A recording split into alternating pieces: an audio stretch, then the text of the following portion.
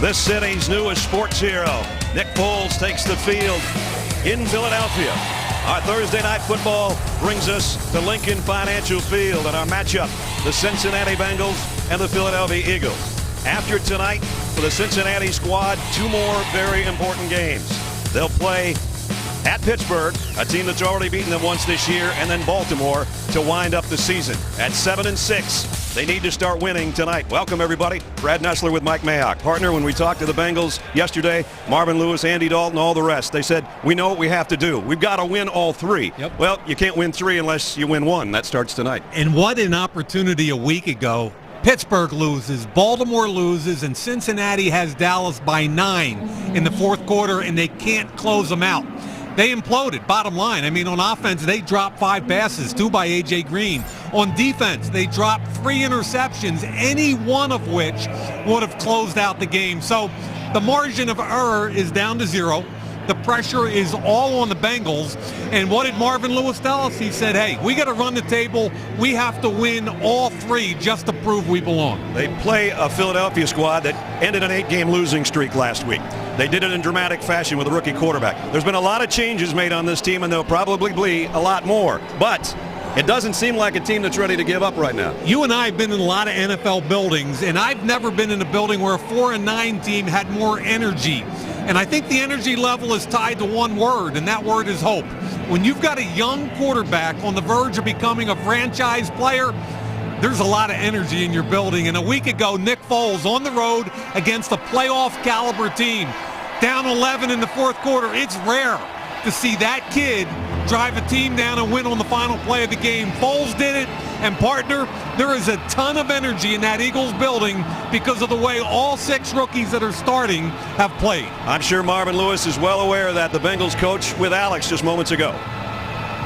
Marvin, everybody says that you must win this game tonight to make it to the playoffs. In your mind, do you need to win? Yes, I do. Yes, we do. I think we got to win out all 3 games, and this is the first one of those 3. How much will fall on the shoulders of your young quarterback, Andy Dalton? Well, you know, the rest of the team's got to play to his level. He plays to a pretty high standard, a lot of stuff that he takes care of at the line of scrimmage, so we all have to play well tonight to win. Good luck. Thank you. Thank you. Tonight's game available in HD and Spanish on your SAP channel.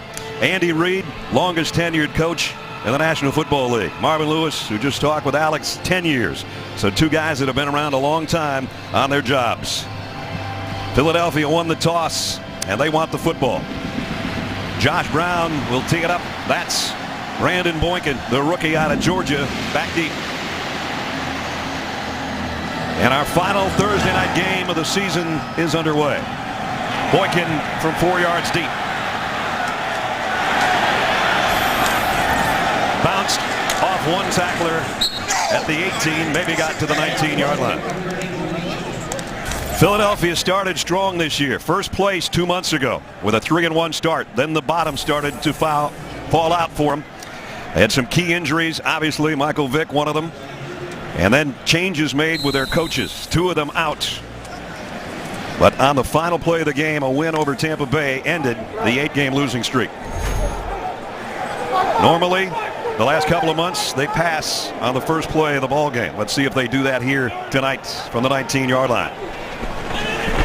And they will. And it's complete. And it's close to a first down to Riley Cooper. Good start for Nick Foles, a pickup of 9. And I really think they have to help Foles out tonight, Brad, because this is one of the best pass rush defenses in the league. 42 sacks, that leads the league. The Eagles' offensive line has been beat up. Geno Atkins right there, 97. He and J.J. Watt, probably the 2 best interior pressure guys in the league. Second down and short. A quick pass, off play action out to Macklin. And he's got a first down, and the ball comes out. And the Bengals are going to cover it out at the 45-yard line. Damona Pecco, I think, is the guy that came up with the football. Yeah, Pecco got the football. And bottom line for a bad team, when you're 4-9, you can't put the ball on the ground. There is a flag. And Dunlop did a great job stripping the football from behind. Block in the back, number 64 offense. That penalty's declined. First down, Cincinnati. So an Eagles team that was minus 19 turnover ratio coming in. It's minus 20 now. Look Great at job Dunlop. stripping the football. Yeah, from behind. Macklin never saw it. High and tight. What did the Mike Zimmer tell us at our meeting last night, Brad? He told us, bottom line, we got to strip the football all night long because they hold it loosely. And they do so on the second play of the ball game. So now the Bengals with an opportunity immediately at the Eagles 44. Benjarvis Green Ellis into the secondary and down the sideline.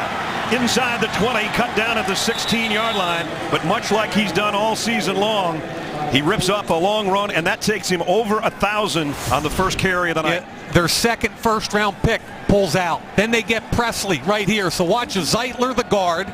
He gets the block on the linebacker right there. Now the fullback on the corner. Bang. Ness, that's an easy one. Turn it up the field and go. And over 1,000 he goes down to the 15-yard line. Bengals had trouble in the red zone last week. 4 trips, only 1 touchdown, 3 field goals. They've got an opportunity here. The quick throw to the outside, and it's A.J. Green. And they were going for the interception out there and came up short. And that ball was thrown to the incorrect shoulder. I think Dominique Rodgers-Cromartie should have picked it. Watch, the ball's thrown inside. Cromartie jumps it. How do you not catch it? So look at it. That's a great shot. How do you not catch that football? So we saw Macklin on a bubble screen put it on the ground. Dominique Rodgers-Cromartie with a chance to get a pick 6. It goes right through his hands. Not a good way to start the game if you're a Philadelphia Eagle fan. The Bengals have scored a touchdown on each of their last 3 games on their opening possession. We're good. They've got it at the 7-yard line right now. Second down and 2. Green Ellis weaves his way inside the 5. The pile still moving. And he might make it to the 3, maybe the 2-yard line. It's going to be first and goal. Talk about stripping the football. Colt Anderson's playing safety for the Eagles because of the injury to Kurt Coleman. Watch 30 come in right here and look at him try and strip the football.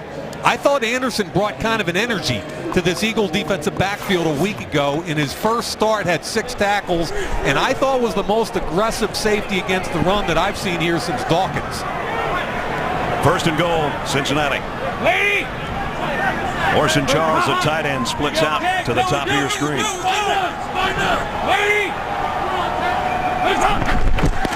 Green Ellis into the middle of the pack. Got back to the line of scrimmage, and that's about it. Cole Anderson's on the bottom of that pile, the guy Mike just talked about. Yeah, the Bengals really like the right side of their offensive line because they got a couple big boys, Andre Smith and Kevin Zeitler, that can move a pile. See number 71 right there? He can move several piles, partner. He's a pile all to himself. Green Ellis, did he get there? Just shy. Andy Dalton saying touchdown. The officials are not. Yeah, Chaney, the linebacker, did a nice job coming off the block of the tight end. Tight end comes down. You see 51. Ooh, really hard to tell there when his knee hit. Very close. Look at the left elbow also. Left elbow first and then the ball. So I do believe it's short. It is third and goal at the 1-foot line. Green Ellis again, and this time he bulldozes his way in. Touchdown, Cincinnati. And all 3 times, Brad Nessler, the right side of the offensive line. It tells you where they think their run strength is. Zeitler and Andre Smith with down blocks. And then the fullback. So you're going to go down, down, down. They've got the extra blocker in on the right side rolling. And then the fullback cleans up on the linebacker. At that point, the law firm, Benjarvis Green Ellis, drop the pad level and get in. His 6th rushing touchdown of the year. Josh Brown for the point after. So it didn't take Cincinnati long to grab the lead on the road. First the turnover, and then 44 yards and 6 plays later, a touchdown for the Bengals, and they're out in front 7-0. Didn't take long for Cincinnati to grab a touchdown lead. And again, over the past 2 years, look at the turnover margin, now at -20 after -14 last year. Can't win a lot of football games that way. No, you really can. And when you give the football away, the Eagles' giveaway number is now at 30 giveaways. Just to give you kind of a comparison, New England, who's best in the league, has 10. Yep. Just to give you a comparison. Brandon Boykin from about 6 yards in this time on the kick return. Found a little avenue to get out close to the 25. So Nick Foles completed his first 2 passes. Unfortunately, his receiver put it on the ground on the second play of the ball game. But the last 2 games, his quarterback rating near 100. And he's a pretty cool customer. We spent about a half an hour with him yesterday. Yeah, he kind of gives you that old laid-back California cool thing, but I think there's a little fire that burns in there. I was at practice on Tuesday. After practice was over, he was out there for another half an hour working on routes with his receivers. On the ground, Bryce Brown, another rookie for a couple. As we take a look at the Eagles offensively, this wasn't the group of linemen they were expecting at the beginning of the year. They were decimated by injuries. That's the group in front of Foles and company. Brown in there now as the tailback. Macklin, Avant, Cooper, the wideouts, Clay Harbor, the tight end, as Brent Selleck's out with a concussion. And I'm sure he would have loved to play in this game because he's a Cincinnati native, went to the University of Cincinnati, but he's out this week. Empty backfield. Foles throws the out, completes. And Macklin goes out of bounds after a pickup of about 7. We talked about the Bengals defense, and the guys did in the pregame as well. This group will get after you. As Mike said, they lead the league in sacks defensively with 42, and a good portion of it comes from their front 4. Vontaze Burfict, he's been a surprise. We'll talk about him as we go. And a veteran secondary. So 3rd down and 3. And now they shift it again, an empty backfield with Foles in the gun. Going to go deep down the left sideline and almost caught over there by Clay Harbor, the tight end.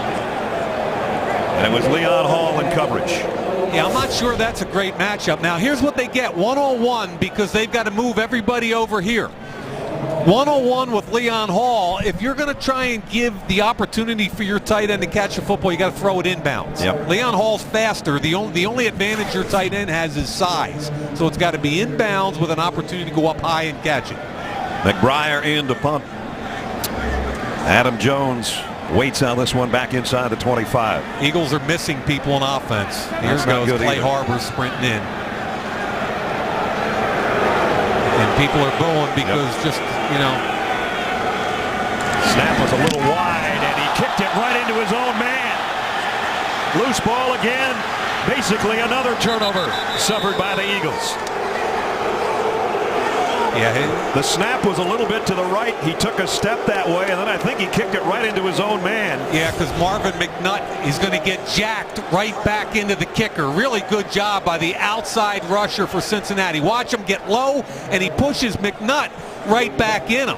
I mean, that was Daniel Hearn, who got a partial block a year ago. Excuse me, last week Daniel Hearn got a partial block of a punt. This week he does a great job. Here comes Clay Harbor running on late. That whole thing is a mess. And now it's going to get messier if the Bengals score again. They start at the 11-yard line.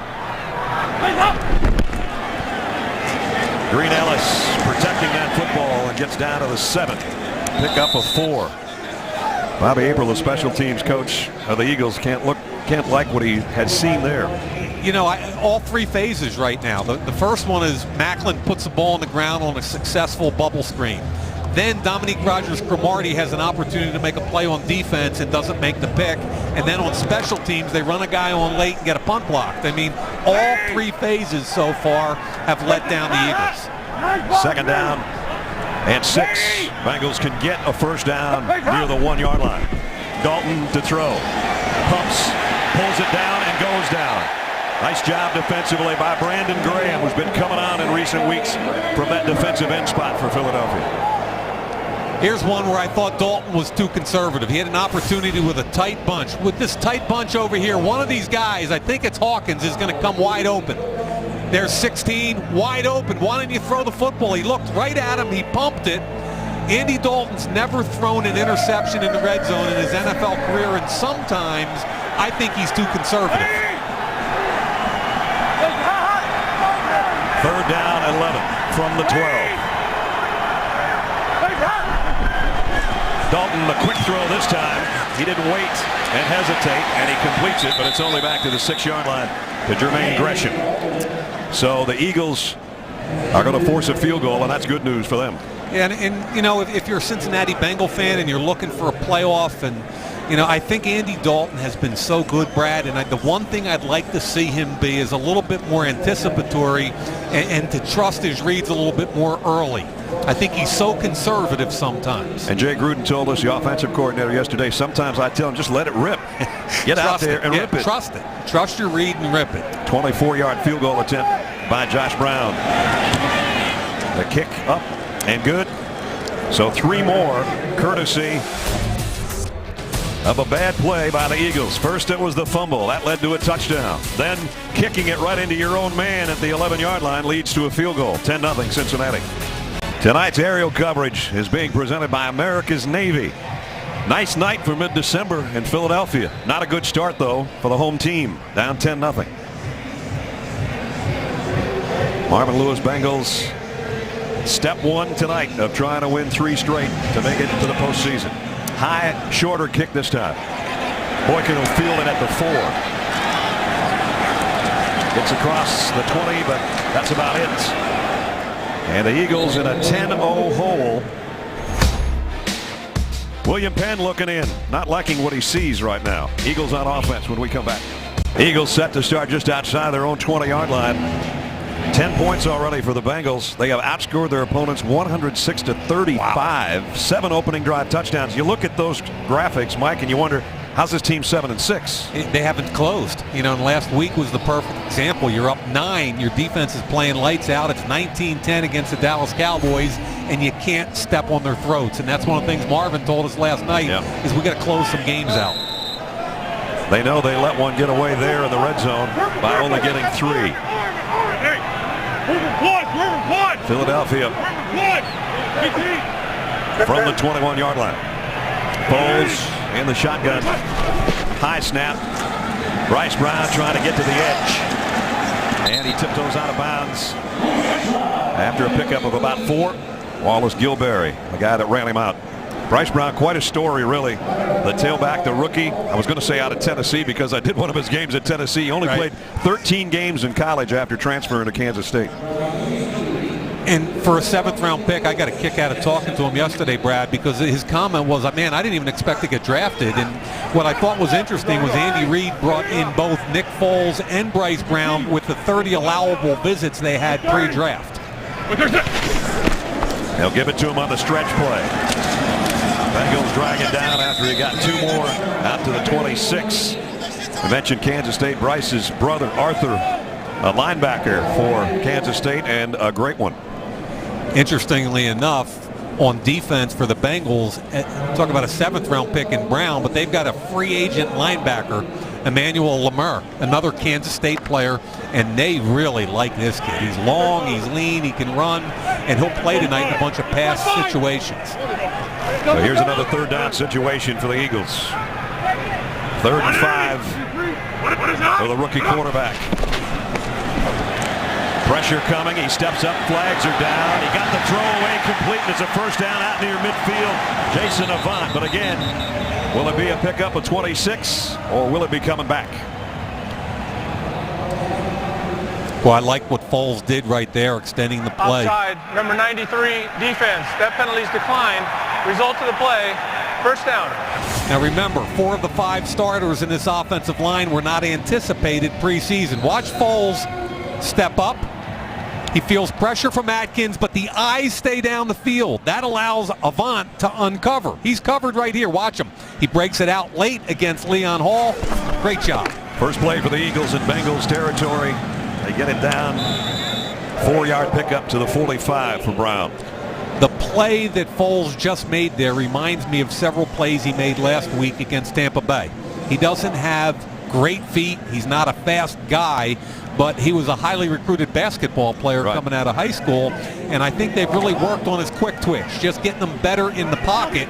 Michael Vick looking on, and they've got a big decision to make on him coming up around Super Bowl time.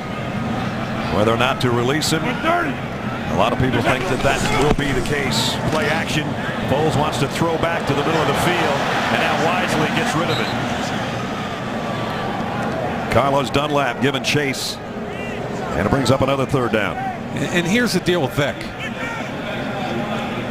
He's played 16 games once in his career, once in 10 years. The Eagles have a $3 million question coming up right around Super Bowl time. At that point, if they do not release him and let him become an unrestricted free agent, he's guaranteed $3 million and scheduled to make another 13 during the season, which wouldn't become guaranteed until the regular season starts. So how this kid here plays, Foles plays the end of the season, will play a large part in that.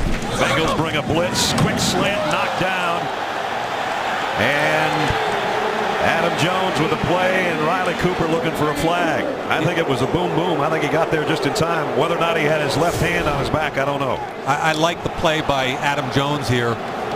Watch the right hand come flying in at the end. I think that's a pretty good play. You can have your hand on the back as long as you're not turning the offensive player. If you've got the hand on the hip or the back and you turn them, they're going to call it every time. Foles did a pretty good job there. Yeah, they're going to have to punt it away, but at least they should get this one off the foot and not into a teammate. Not the greatest punt in the world, though. Down to the 13-yard line to Brandon Tate. So Cincinnati already in front 10-0. One of the finest second-year combos in NFL history. Andy Dalton and A.J. Green set to go to work on offense when we come back.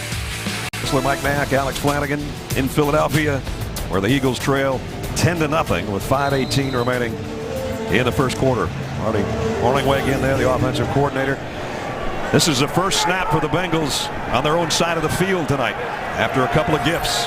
First a fumble recovery and then a botched punt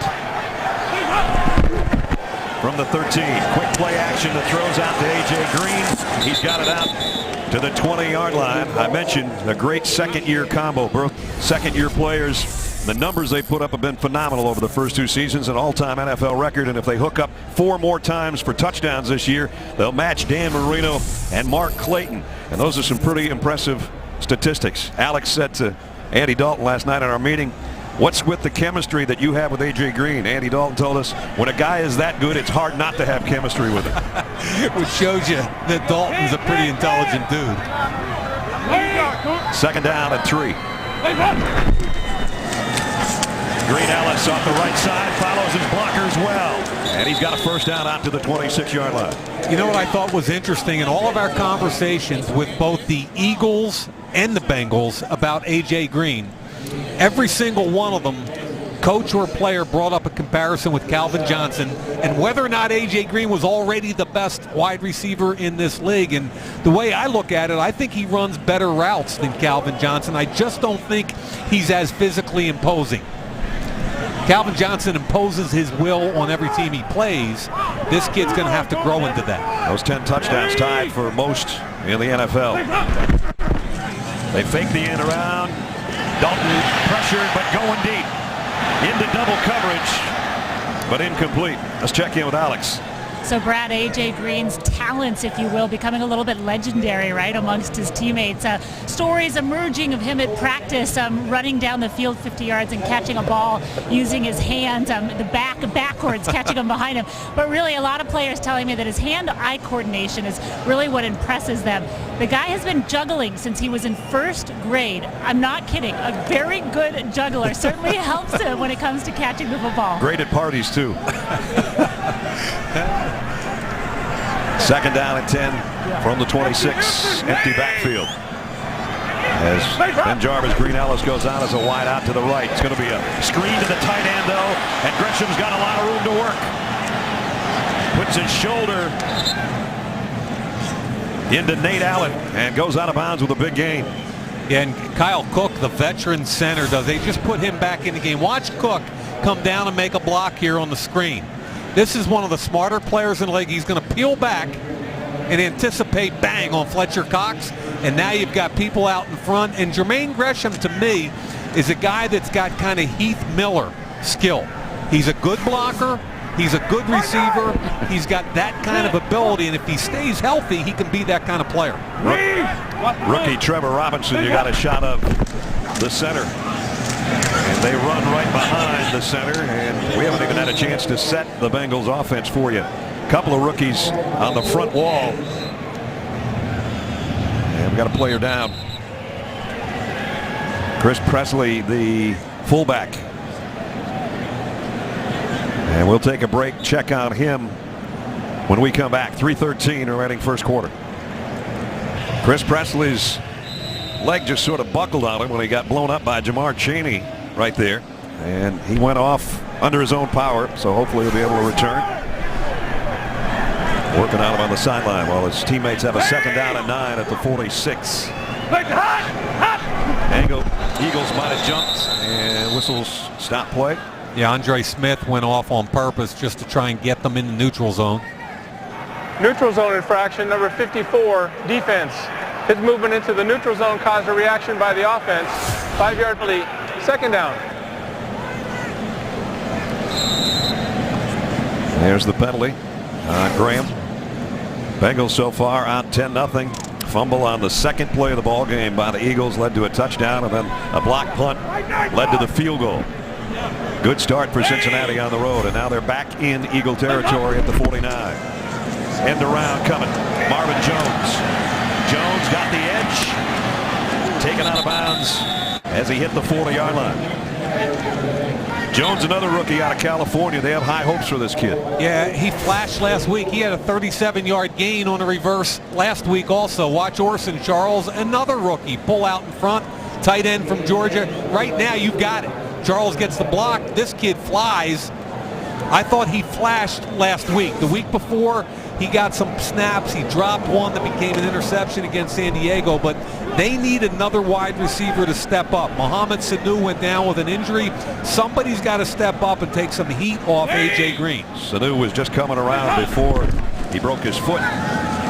Dalton, play action, plenty of time, great pocket, long ball. A.J. Green broken up in the end zone. Yeah, that's the kid I like there, Colt Anderson. Last week he brought a ton of energy in the run game.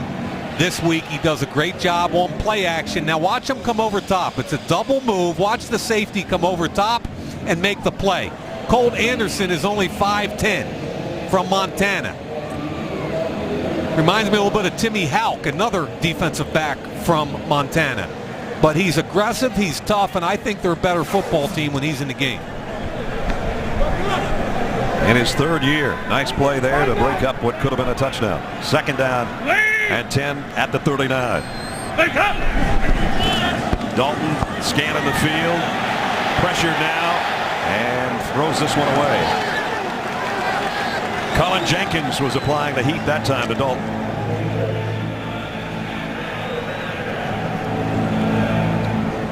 I think Colin Jenkins was the guy that Jay Gruden was most concerned about defensively. I think we've got two of the better defensive tackles in this game for applying pressure in the pass game. Obviously, we've talked about Geno Atkins, but Colin Jenkins, who came over from the Packers, a 9-year veteran, one of the best pass rush defensive tackles in football. Both number 97. We'll be seeing a lot of each of them tonight. Third long this time for Cincinnati. Dalton pressured again. Throws on the run, almost intercepted. Nice play on the football by D'Amico Ryans, the middle linebacker. Yeah, we talked about Colin Jenkins. Watch him cross the face of the rookie first-round pick Zeitler and get immediate pressure. There's a hold. It's not called. That forced them up through and out of the pocket, and then a great break on the football. Oh, that really looked good. I love the break on the ball by D'Amico Ryans, but they got to finish it. So they force the punt. Kevin Huber to kick. Damaris Johnson is back inside the 10.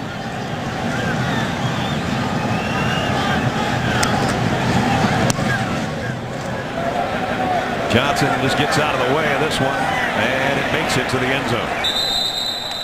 So Philadelphia trailing 10-0 with 1:25 remaining. Andy Dalton knows what could have been had he not misfired on that last pass.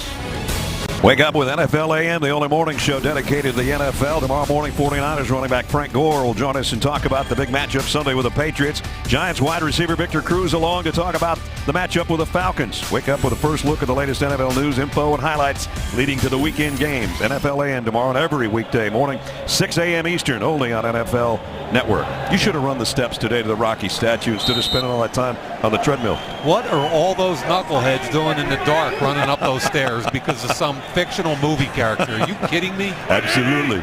Absolutely. First down at the 20. Foles play fake down the sideline, and nobody home there either. Riley Cooper was the closest man. You know, Adam Jones has kind of matured a little bit, like the way he's playing, and he's become an important guy in their coverage. When they go their nickel package, they kick Leon Hall inside, and Adam Jones, who I think has grown up a little bit, didn't want to be Pac-Man anymore. Right. But he's become, I think, a really safe, conservative corner, and I think he's added a lot to their defensive backfield. Leon Hall was telling us he's more proud of him how he's taking care of business off the field than on the field. Little miscommunication there, I think, as Bryce Brown's run out of bounds after a pickup of maybe a yard. That play didn't look too good from the beginning. It's kind of funky because it's actually where they run a zone to the front side, and you're exactly right. He and Bryce Brown were off a little bit in their steps. Manny Lawson, another long line, but they love those long guys that can run in Cincinnati. Well, here's another third down and long situation. That's what stopped the Eagles last drive when they moved it into Cincinnati territory. The Eagles are one of the better screen teams in the league also. Flags down, might be a free play for Foles, and he goes complete. Jason Avant out of bounds with a first down. And it looked like the Bengals jumped in the neutral zone. We'll wait and see.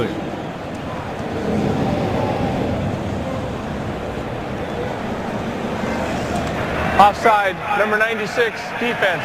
The penalties declined. Result of the play, first down. I think Jason Avant has become an accomplished wide receiver. He's not as fast as most people. See the way he set up Leon Hall for that outside break? He had 6 catches last week for over 100 yards. And with Deshaun Jackson out of the Eagles lineup, he's become much more of a go-to guy. Both his catches tonight on third down. And that one good for a first down at the 37. Foles just throws this one to the sideline. I don't know if that was a screen pass that was blown up or what, but Nick said, get rid of this thing. There were only 2 receivers out on that route. Typically, they like that out of play action. I don't know why you'd run that out of one back, no play action.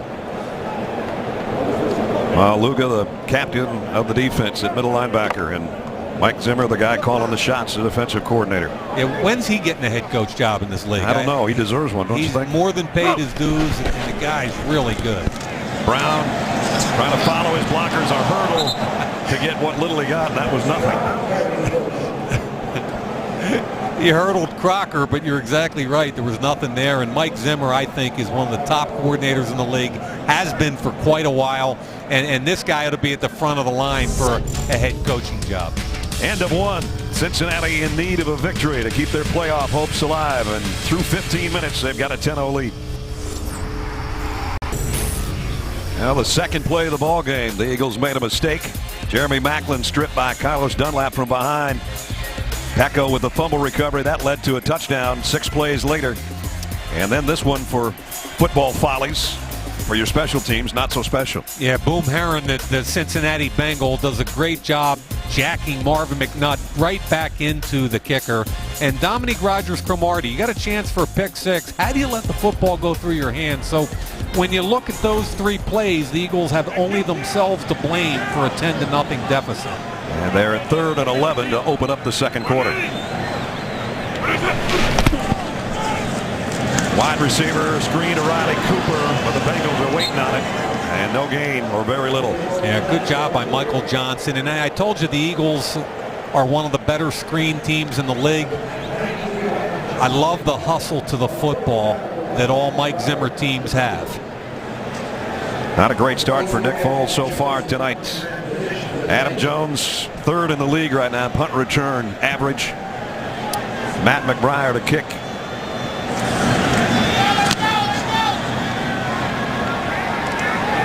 And Jones will take it at the 20. Little move to the outside, got the edge. Jones good return out to the 37-yard line. 18-yard return of a 44-yard punt. Reminder for you, next Wednesday, catch a football life and revisit the most mysterious and memorable play maybe in NFL history. The Immaculate Reception 40 years later. I just felt really old saying that. You can hear both sides of the story now. Don't miss the Immaculate Reception. Football Life next Wednesday, 8 Eastern, exclusively on NFL Network. That was kind of the beginning of the rebirth of Pittsburgh Steelers football right there. And then they went on to a whole bunch of Super Bowls and a whole bunch of Hall of Famers, and a whole including bunch of Franco Harris. Yeah, man. How about all those games with Oakland every year? Run out to the 41-yard line for Green Ellis. Chris Presley, Alex tells us, knee injury out for the game tonight. And that's a little bit impactful. He's their only fullback on their active roster. They like their two-back power game. He's run, Ben Jarvis Green Ellis has run very successfully tonight already, 9 carries for 50 yards. So it'll be interesting to see what they do with the one-back game. Green Ellis flanking Dalton here in the shotgun on 2nd and 6. Dalton throws a little bit high, but should have been caught by Gresham. And it would have been a first down. And they got what they wanted, too. One-on-one with Nate Allen, the free safety. Ball is high. Gresham's got to come down with that. Now, last week, Cincinnati had 5 drops on offense. One of the key reasons they lost the football game. Gresham had one in the end zone to get knocked loose. A.J. Green had a couple. They had missed opportunities with interceptions. They couldn't handle the ball or catch the ball on either side. No, and they should have closed that game out. You're right, Brad. Dalton now has missed his last 4 passes.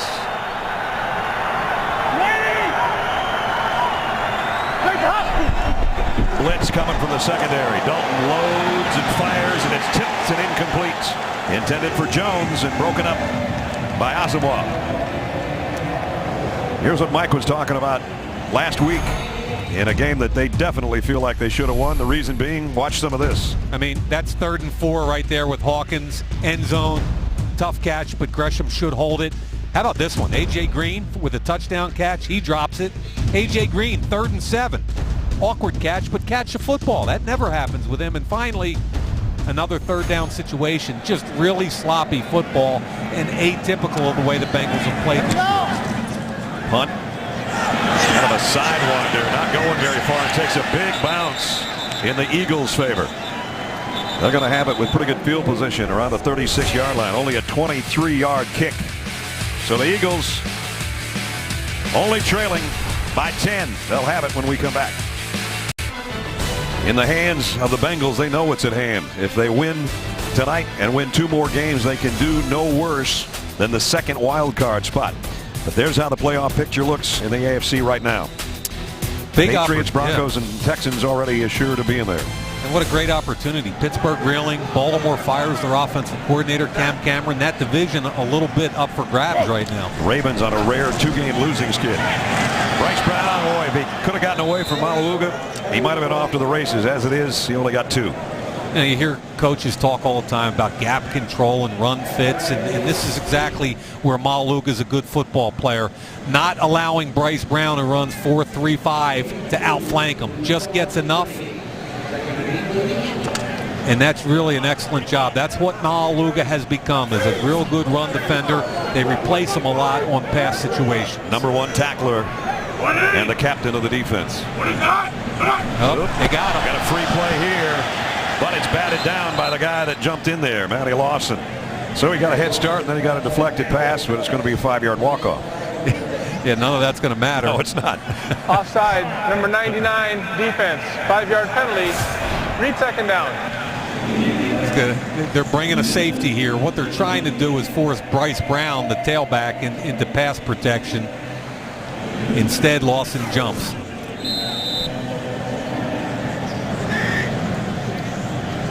So that moves it out to the 43, where it's 2nd down and 3. 4 wideouts here. 3 to the top. And Foles, play action, pump fake. Got a man, wide open. Macklin, Jeremy Macklin, down to the 11-yard line. Great pump fake. the stop and go out there on the wide receiver, and it was a nice play. You call it the right way. It's a pump bubble screen. So what happens is they're going to pump fake it, and then watch right here. Macklin streaks down the field. It's so hard for a defensive back who's conditioned to come up and stop that bubble screen. Crocker gets caught, and that's kind of the excitement that Philadelphia needs right now, some energy. They were flat coming out, made some bad plays. Now they got a chance to change this thing in the red zone. Just past Keith Jackson for the most catches in a 4-year span to start your career. Foles in trouble here. Jump pass, and his receiver fell down that time, and that was Macklin again. Looked a little bit like Peyton Manning when he threw it on third down to a guy lying on his back. Here we are with that pump bubble again. Excuse me, that was the where he fell down. He actually got close on the pass. Macklin came in, the leading receiver, with 53 catches, and that last one's given him an opportunity to score for the first time tonight. Dion Lewis in a tight bunch over there with Macklin and two of the other wideouts. 2nd and 10. Foles fires to the end zone. Touchdown to Cooper. 11-yard touchdown. And the Eagles right back in the thick of this thing. Really good job by Riley Cooper. Cincinnati's playing a zone, and Cooper comes in right in behind the linebacker. This tight bunch thing is really kind of a pain. You can see Cooper right here. He's going to release down the field and wind back in behind the linebacker. The clearing route by Macklin, he comes underneath. The safety's too deep in the end zone, and the separation between the linebackers and safeties gives him a chance. It looks like that ball, I thought the ball crossed before he was touched. Can't tell from there. I thought the last angle showed him across the end zone. It's Reggie Nelson coming in to try to prevent him from hitting that chalk line. Right there. They are reviewing this as they do every scoring play. Should be confirmed, I believe. And if so, it caps off a quick drive. 4 plays, 64 yards. The big one was to Macklin for 46. And now Alex Henry is in for the point after. And it's up and good. So Nick Foles to Riley Cooper with 11:40 remaining in the half. 3-point game in Philadelphia.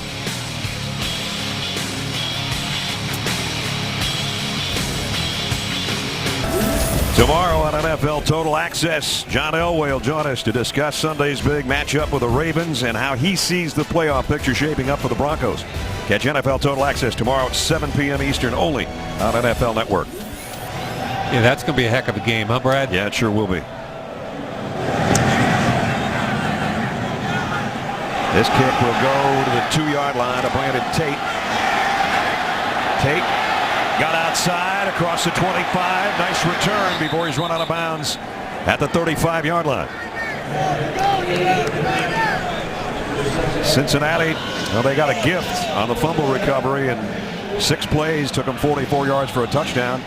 And then the botched punt, but only 5 yards gained and a field goal, and now the last 2 they've had to punt it away. So Philadelphia's done its job both with their defense and with their offense, and Nick Foles moments ago with that touchdown pass. Yeah, at some point we talked about Cincinnati, how good they are in the first quarter. They've got to be more consistent throughout the rest of the game. Green Ellis going to get dropped for a loss. Boy, the Eagles defensive front just blew that up. Cedric Thornton with the stop. I think Cedric Thornton is one of the better players that nobody talks about in this league. First-year player out of Southern Arkansas. Look at him come up. I apologize. I circled the wrong guy. But Thornton has been an explosive player because he's so stout in the run game. Thornton's the kind of guy that's just naturally country strong. Loss of a yard, 2nd down, 11.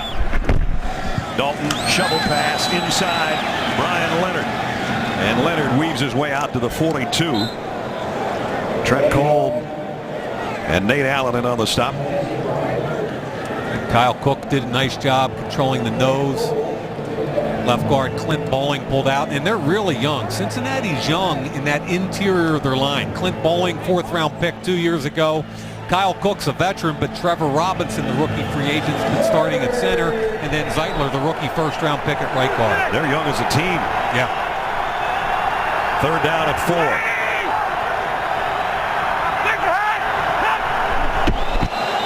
Dalton, and whistles stop this one with a flag down. False start, number 82. Offense, 5-yard penalty, 3rd down.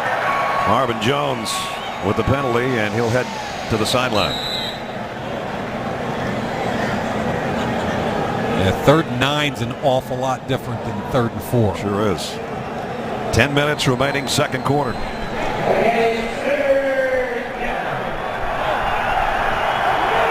got a bunch of receivers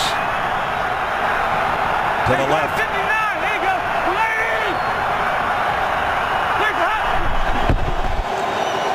Dalton hit. Ball's in the air. Eagles on top of it. Let's see, was it a fumble or not? Brandon Graham knocked it out of there. I think it's Trent Cole on the bottom of the pile.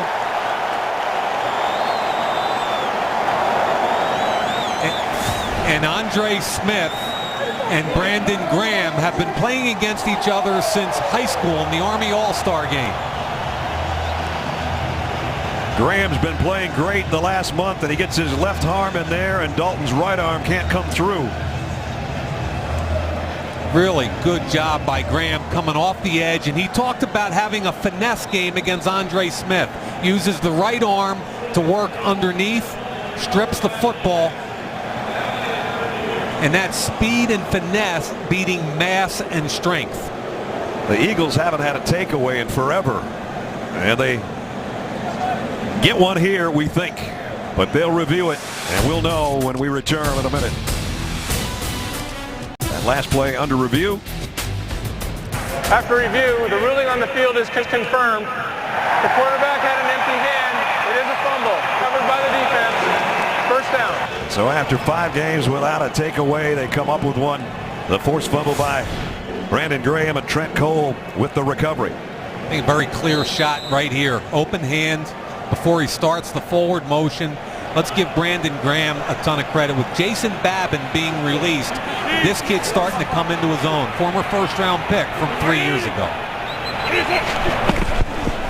Foles fakes one way, throws a screen back the other way to Bryce Brown. Maluga got the tackle, but not before Brown got to the first down marker. Remember, we talk about the Eagles screen game. They fake it to Bryce Brown and then come back to him. Watch the fake as he crosses the face of Foles, the pump the other way, and now you're coming back. Really well set up. The lineman released down the field. Good block by Jake Scott, 64. And Bryce Brown, who told us at 225 pounds, Brad, what'd he say? 4.32 and a 4.37 was the yeah, I don't believe either of them, but at 225, that anywhere near that is flying. I tell you what, he's quick though. Yep. Timeout, Philadelphia. If you thought your fantasy season was over, it's not. NFL Playoff Challenge is back and is better than ever. You can win a trip to Super Bowl 48 in 2014. Play today at NFL.com/fantasy. Brown cuts it outside. Bengals give chase, and they'll run him out of bounds for no gain. King Dunlop got jacked right back into the running lane by Michael Johnson. And once you force a speed back to bounce like that, he can't outrun an entire defense. Remember, King Dunlop to me is just a backup tackle. He's starting because the guy that I think is the best left tackle in football, Jason Peters, hurt his Achilles in the offseason, hasn't played a snap for the Eagles. Talked about that great first quarter that the Bengals have had all season long. Hasn't been the case in the second quarter here tonight so far. A loss on the play, though, and it's second down at 12. Foles stands tall, now scrambling around. Somehow got away. Wow, pretty good run. We're not giving him enough credit for those big feet he's got. I thought Dunlop was going to strip him also. I mean, he really did a nice job. Watch Dunlop, 96, come from behind. That front never gives up. He tries to strip him right there, and he holds on to the football. Gets away from Michael Johnson, and there was a late flag on the play on Cincinnati.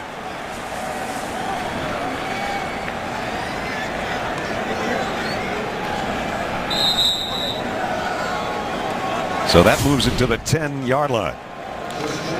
Perfect, number 55, college free agent, second leading tackler with a hold on the crossing route. So it's first and goal right at the 10.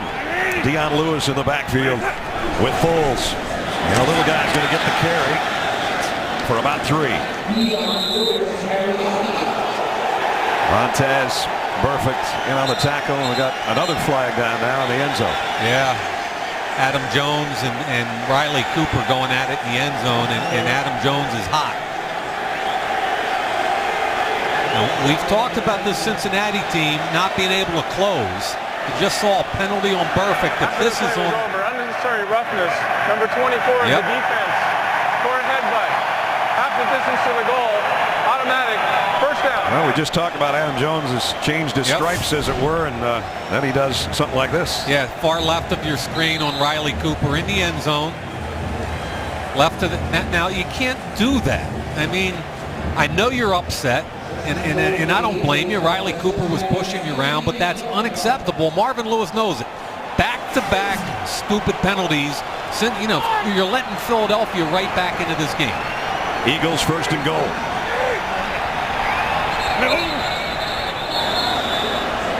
And now we have a timeout taken by the Bengals, I think. First timeout, Cincinnati. That's their first timeout.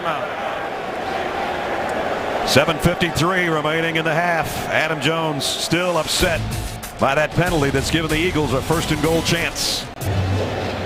Marvin Lewis, knowing that his Bengals need to win tonight and win 2 more, and you can't have bad penalties like they've had on this drive by the Eagles to give Philadelphia a chance to take the lead. Brad, you couldn't have said it any better. You think you're a playoff team? That kind of stuff doesn't fly. High backfield. Now they split out of that. Havili, the fullback, in there with Bryce Brown. Likes to sprint. And it's a shovel pass, and that'll be an incomplete pass. The Bengals covered it. Carlos Dunlap. But that's an incomplete pass. And it'll be second down and goal. Eagles shifted. I like the call. The ruling on the field is that was a forward pass, incomplete, second down. That is the correct ruling. Everybody always gets excited about these kind of passes or these kind of plays, and then they forget it's a pass. Yeah. Damaris Johnson just checked into the game, who I think is one of the more exciting young players the Eagles have. Only 5'7.5", 170 pounds. This is him right here. I'd have an alert right now because that's one of the quickest players in the league. He goes out on a wing to the right side. Foles throws incomplete, intended for Harbor, the tight end. And Burfict got a hand on it. Yeah, Burfict and Newman did a nice job. Really a combination. Johnson explodes to the flat. Now look at the 2 people jump. Burfict and Newman. There's nothing there. That's a bad read by the quarterback. The ball should not go there. Burfict gets a piece of it. So third and goal. Cincinnati, can they come up with a goal line stand here? Rookie quarterback has a look. And on third and goal, he's going to throw to the end zone, and it ricochets off Harbor again, and Harbor maybe should have had that one. Incomplete. Pretty good coverage by the Bengals. You're going to see, I think it's Maluga get a hit on Harbor right there at the goal line, and as he turns around, that ball's in the air. That's a pretty difficult catch. Yeah, it is. He's coming off a hit, and the ball's behind him like that. I'm not even sure if it was intended for him or Macklin. So Alex Henry will come out to try 22-yard field goal to tie things up. Henry's kick is good. So they get 3 out of the turnover. Looking for 7. They came up short. Nonetheless, 10 straight points for the Eagles in a tie game. Andy Dalton warming up. Bengals will have it back offensively here in a moment. Brad Nessler, Mike Mack, Alex Flanagan down on the field. Partner, Eagles come back. They hold their ground defensively, force a couple of kicks, and now back-to-back scores, 10-10. Yeah, I think there are 2 points to be made. One, Bengals good in the first quarter, jumped all over the Eagles, mostly due to the Eagles' dumb mistakes, but they can't seem to finish. They can't close. And the Eagles, give them credit, like last week, this young team refuses to die. I like the fact they come back, they compete, and we got a football game. And they don't look like a team that's bringing in the trucks to take their furniture home. And that's good news for Philadelphia fans. Kick drops. That's a live ball at the 5, picked up by Tate. And he's going to make something out of this. Luckily, got it out to the 20-yard line. Tate flies. He was one of the fastest guys at the combine a couple years ago coming out of North Carolina. And again, somebody's got it at the wide receiver position. Tate's one of those guys. Ball's on the ground, and as you said, that's free ball. That could have been a disaster, but Tate made something out of it and got to the 20, which is where Cincinnati starts.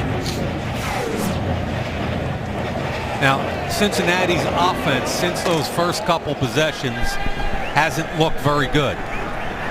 Presley, the fullback, is out. You can see in the second quarter it's been dominated by the Eagles. Green Ellis trying to take it to the corner. Flags down, probably a holding after a pickup of about 3. I'm not sure if it's Zeitler or the tight end there, Gresham. Holding, number 84, offense. There's your answer. 10-yard penalty. Repeat first down. Typically the first place you look on this outside stretch play is the tight end because he's got the key block right here. He's got to secure the edge. And you're going to see that left arm outside the framework. The right arm is now outside the framework. I thought Zeitler, 68, out on the second level, got a hold too. But could have been 2 calls there. Yeah, they get it on Gresham, and it's a good call. 1st and 20 now. Back at the 10. A.J. Green's been quiet. Quick throw. A.J. Green. 20. And out to the 22-yard line. Good call, Brad Nessler. He has been quiet, and they need to force the football to him. Okay. We need the jaws of life down the field. Brandon Graham laughing. And those are the 2 guys that Brandon told us yesterday that they met back at the U.S. Army High School All-American game, and he said he got his first career sack in a preseason game against Andre Smith, so the 2 of them share a history as well as a helmet. And the official almost handed the wrong helmet to the wrong guy. And so Brandon's going to go over there for a quick chin strap adjustment. Meanwhile, 2nd down and 7. I like what you said, though, about A.J. Green. They got to force the football to him. He's too good a player to just let scheme take him out of the game. Dalton fires behind Green this time, who slipped, but the pass was not where it had to be.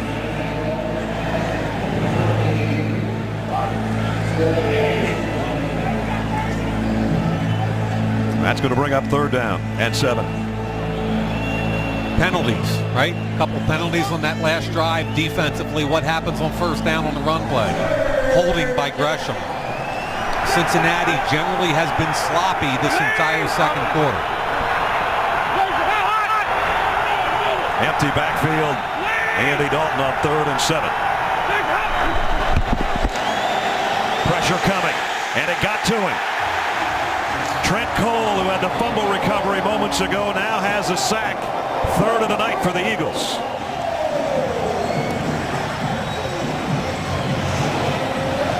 Trent Cole working on Andrew Whitworth, who I think is one of the better left tackles in football. Cole's got a really good job, comes inside on the twist stunt. The guard doesn't see it. Bowling doesn't come off. Nice job. Tommy Brazier, the defensive line coach, and the Philadelphia Eagles coming up with a big sack. And Huber's got a punt from his own goal line.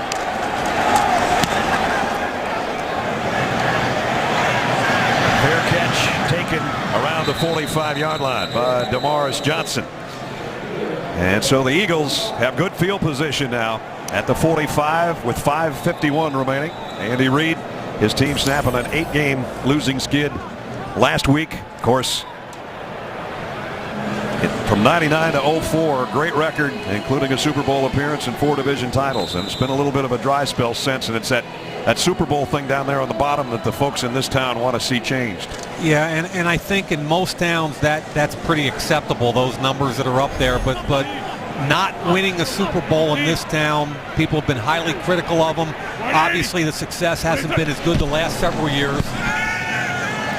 Foles on play action got hammered as he threw, and he throws it to the Eagles sideline. And he'll have to pick himself up after Manny Lawson with the hit. And you know, Brad, I really believe that sometimes it's good for both parties to part ways. And I think Andy Reid's one of the most highly respected guys in the entire National Football League. And if he wants to work in the NFL next year as a head coach, he will. I think the Eagles are ready to go in a different direction. And to be honest with you, I'm as highly respectful of Andy as anybody in this league is. And there's Jeffrey Lurie on the right, Howie Roseman, the general manager, on the left. Receiver was in the area. 10-yard penalty. Second down. This is call grounding on Foles. I don't know if I agree with that one. You know, we showed Jeffrey Lurie, the owner of the Eagles, and he made it clear at the end of last season and during the offseason, 8-8 is not acceptable. Well, you know, they're not going to get to 8-8. Yeah, and again, I go back to two things. I really believe that Andy can have a job anywhere he wants next year, and I also believe that for the Eagles, it's time for a new voice and a new direction. And, of course, that'll all be sorted out in a couple of weeks. But those rumors obviously rampant, especially during the 8-game losing streak. But, again, they're playing pretty inspired football because of some of these young guys like Bryce Brown, who picks up 3 on that carry. Lamour, you know, the stop defensively. Dennis Kelly, the right tackle, number 67, the 5th-round pick, doesn't do a good job, and you can see how loosely he's carrying that football, and it's in the wrong arm. He's going to his right. He's got it in his left hand. If he doesn't get that ball high and tight pretty soon, he's going to set a record for fumbles. And the ball almost came out there. It did. Very close. 3rd down and a bunch because of that grounding call on Foles. Steps up in the pocket, shoveled passes to Havili, the fullback, who got it out close to the 47-yard line, but it'll still bring up 4th down. Boy, does he do a nice job stepping up. There's a little twist on here where Gilberry's going to come around. Watch Foles step up. He feels pressure. Eyes are down the field and a little flip pass. The thing I like most about Nick Foles is his presence in the pocket. He's never going to run a 4.5 40, but I like the way he slides, moves, and keeps his eyes down the field. McBriar will punt. Much better kick this time. Look at this. It's going to be fielded at the 1-yard line. I'm not sure why. Are you kidding me? I don't know if Tate didn't know where he was on the field or should have let that punt go. And it ends up costing him about 11 yards. Would have come out to the 20, and Marvin Lewis is going to say, what were you thinking of? Another dumb play, right? On top of penalties, there's a decision you can't make. Put your heels on the 10-yard line, and if it goes over your head, you let it go. I don't get that. Obviously, Tate didn't either. Here he backpedals all the way down and steps actually on the goal line before bringing it back out to the 10. Brad, that's just totally unacceptable. You're trying to win a playoff spot on top of all the penalties.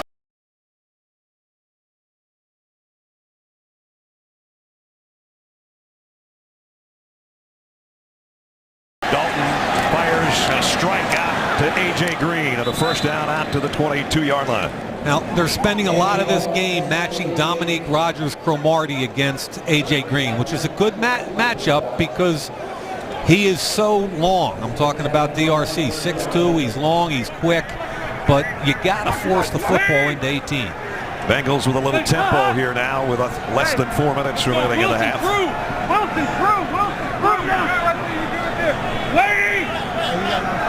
First down from the 22. Green Ellis broke through out close to the 29-yard line.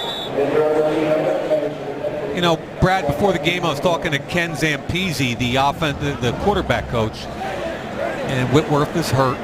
Whoa. He's okay. But I was asking Zampese about his quarterback, Andy Dalton. I said, must be a pretty good room with him and Gradkowski. He said, Mike, he said, there's nothing you can't ask these guys to do. I can put in any pass protection and say, hey, Andy, you good with that? And he's like, you kidding me, Coach? That's great. And he just said that the development of this kid won't be hampered by anything other than his confidence as far as trying to stick it in there in some tight spaces.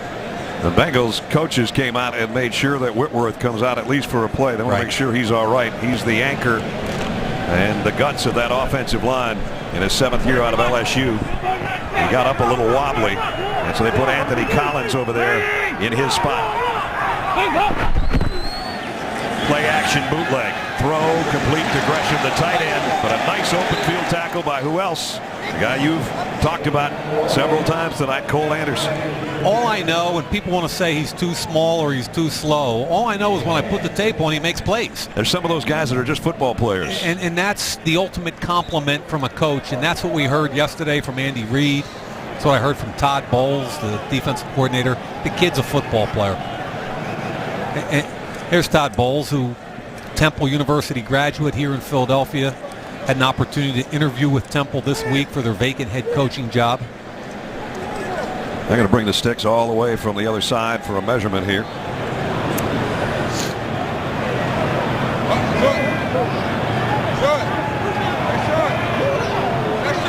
That's when you have to go down to one knee to find out. It's a knuckle or two, right? Yep. So it's 3rd down and inches. The two coordinators, we'll see what they come up with. Whitworth, is he back? Yep. I don't understand why that kid's not been in a Pro Bowl in 7 years. He is the best solid. left tackles in the league. Big 3rd down for Cincinnati. And the Eagles fans know it.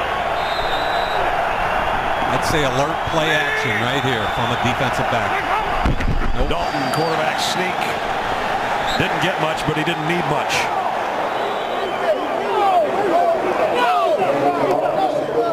And they're going to give him enough, I think, for the 1st down. There's a lot of screaming going on down there with both teams.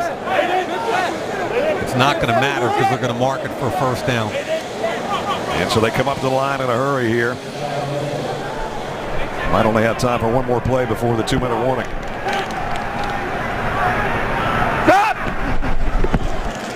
Dalton pulls it down. Now he's going to run. We got a flag down as he slides out to the 43-yard line. And a penalty marker at the line of scrimmage, actually in the backfield. Holding, number 71. Offense, 10-yard penalty. Repeat 1st down. Andre Smith is saying, who me? And Brandon Graham's nodding his head up and down saying, yeah, you. Speed and finesse. 2 minutes remaining. 1st half of our Thursday night football from Philadelphia. 1st and 20 with 2 minutes remaining in the 1st half. Dalton in an empty backfield. Running out of time again, hit from behind, and the ball is out. Philadelphia's got it again. But was he passing this time? Apparently not. 2nd time tonight, Andy Dalton's been caught in that spot. Yeah, and this time it's Cullen Jenkins, who we talked about, a dangerous inside presence. He comes on a loop. That's a good call, and I love what's happening with this defensive line. Clearly comes out. This is really cool what the Eagles are doing.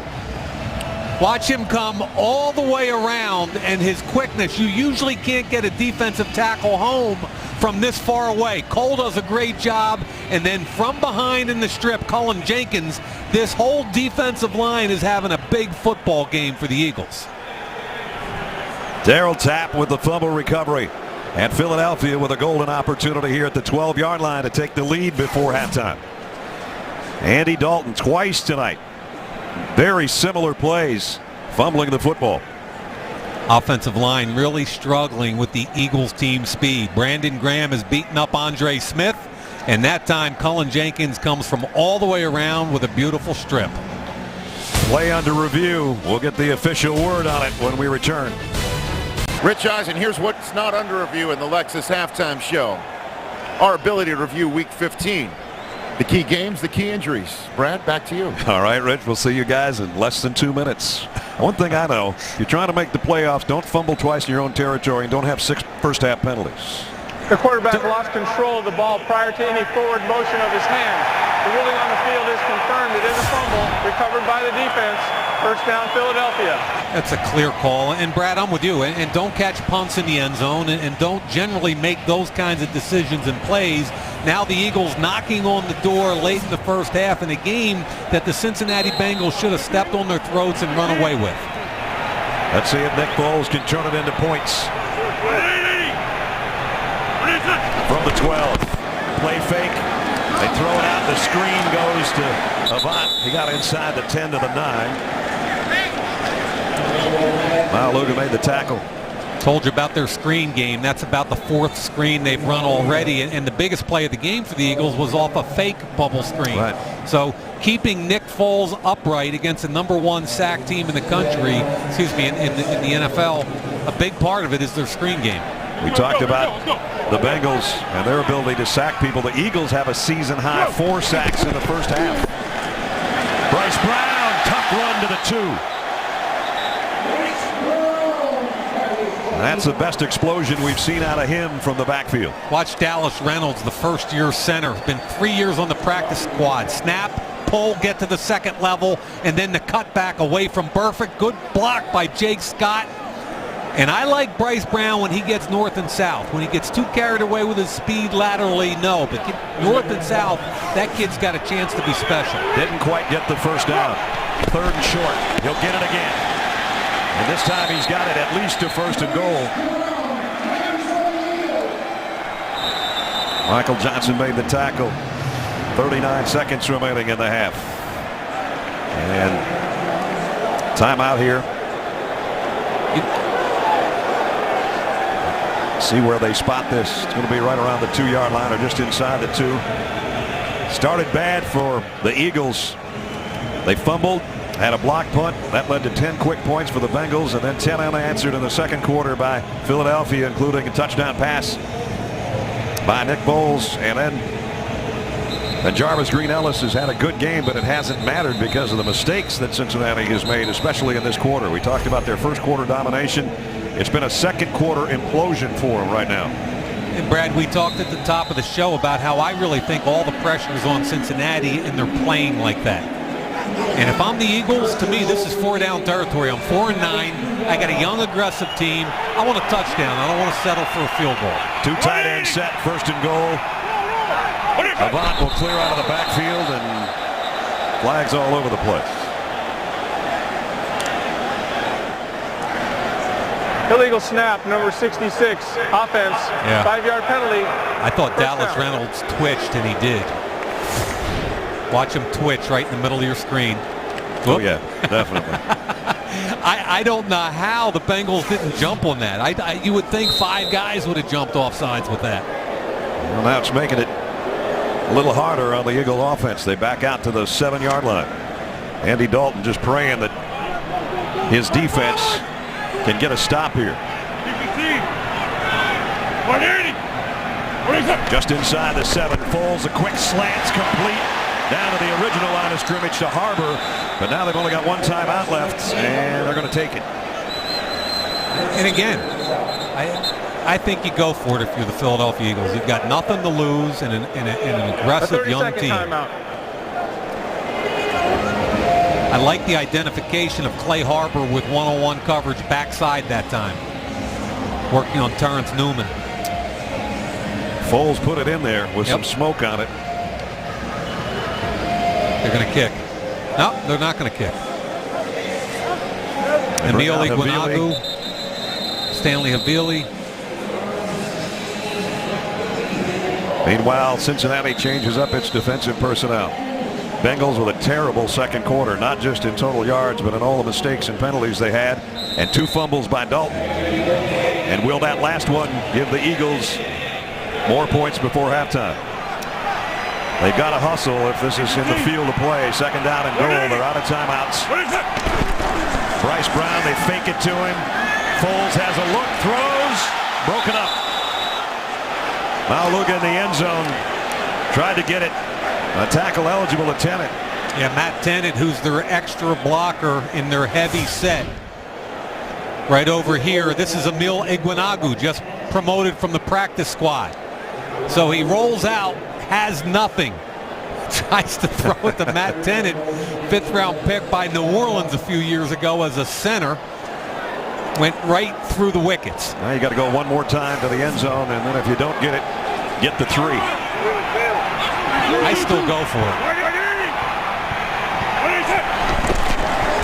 Foles to the corner, way over the head of Jeremy Maclin. See, Bobby April's holding them for a second, and now they're letting them go. And here comes the field goal unit. I think the Bengals saw that play last week from Nick Foles. That was the game-winning touchdown, the sprint right touchdown by Nick Foles with no time left. They went right back to the well. Terrence Newman all over it. Alex Henry hit a 22-yarder earlier. Second time tonight the Eagles have had a 1st and goal and had to settle for one of these kicks. And this one up from 20 and good. So they turn the fumble into a 20-yard field goal. And 13 unanswered points now has put the Eagles in front right before halftime. Talked about the AFC playoff race. In the NFC, Falcons having lost their 2nd game of the year to Carolina last week. San Francisco, Green Bay, the Giants, a wild card picture. Chicago's been faltering. Seattle, dangerous team, I think, the Seahawks. Yeah, and I'm intrigued because San Francisco's got at New England this Sunday night, Brad, and then they've got to go at Seattle. So I'm with you. I think Seattle, especially at home, could be a spoiler here. Big game with Chicago and Green Bay this weekend. One of the many good ones. The Giants playing the Falcons, as a matter of fact, in Atlanta. And, you know, speaking of Seattle, everybody talks about that rookie quarterback, and justifiably so, but how about Marshawn Lynch in the year he's having? He's other than Adrian Peterson, who's having a better one, right? At the tailback position, he's averaging 100 yards a game. I mean, he's got 7 100-yard games, and boy, he's a beast. Line drive kick. Again, a loose ball and a live ball, but it's picked up at the 12. And Orson Charles gets it out to the 19-yard line with 13 seconds remaining. So Cincinnati got some early gifts for Christmas and a 10-point lead. And their quarterback has fumbled twice and given the gifts right back to Philadelphia. And let's just, I mean, from Andy Dalton's perspective, the Eagles are getting home defensively. Yeah. And they're doing it mostly with 4-man pressure. The Eagles' defensive line has played extremely well. Andre Smith has struggled, and Cullen Jenkins and Brandon Graham have been phenomenal. Cincinnati was the team that controlled the first quarter. The Eagles control the second quarter and take the lead to the locker room. 13-10 right now. Philadelphia out in front. Rich and the guys with Alexa's halftime show is coming up next. The second half indeed starts now from Philadelphia as Nick Foles warming up. 13 unanswered points for the Eagles in that second quarter. Has them the lead as we take a look at the first half. Game summary presented by Cannon. 13-10, 175 total yards right now for Philadelphia. And even with that, they had 2 goal-to-go situations, Mike, and they had to settle for field goals. But a great second quarter by Philadelphia. Let's give them credit, both defense and offense.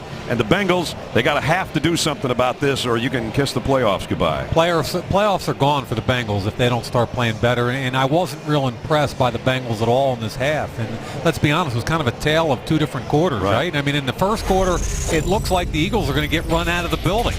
I mean, the first series, Maclin gets stripped from behind by Dunlap, leads to a touchdown. Then, really good job by Boom Herron. Jacks McNutt back into the punter, leads to a field goal. It's 10-0. It looks like it's over, but now it's the rush. Brandon Graham from behind with the strip. Again. This time, Trent Cole on an X stunt gets to the quarterback. How about penalties? Way too many penalties. Look at Adam Jones. Why can you headbutt a guy like that? You can't do that. Gave him a first down. And Brandon Tate with his foot in the end zone. How do you return a punt from the end zone? From all 3 phases of the game, I just don't think Cincinnati's played very well tonight. Let's see if they can turn it around in the next 2 quarters. Tate runs up on this kick return at the 7. and trips and goes down on his own at about the 23-yard line as we check in with Alex. Well, Brad, much of the talk coming into this game revolved around the Cincinnati Bengals defensive line and their ability to get to the quarterback.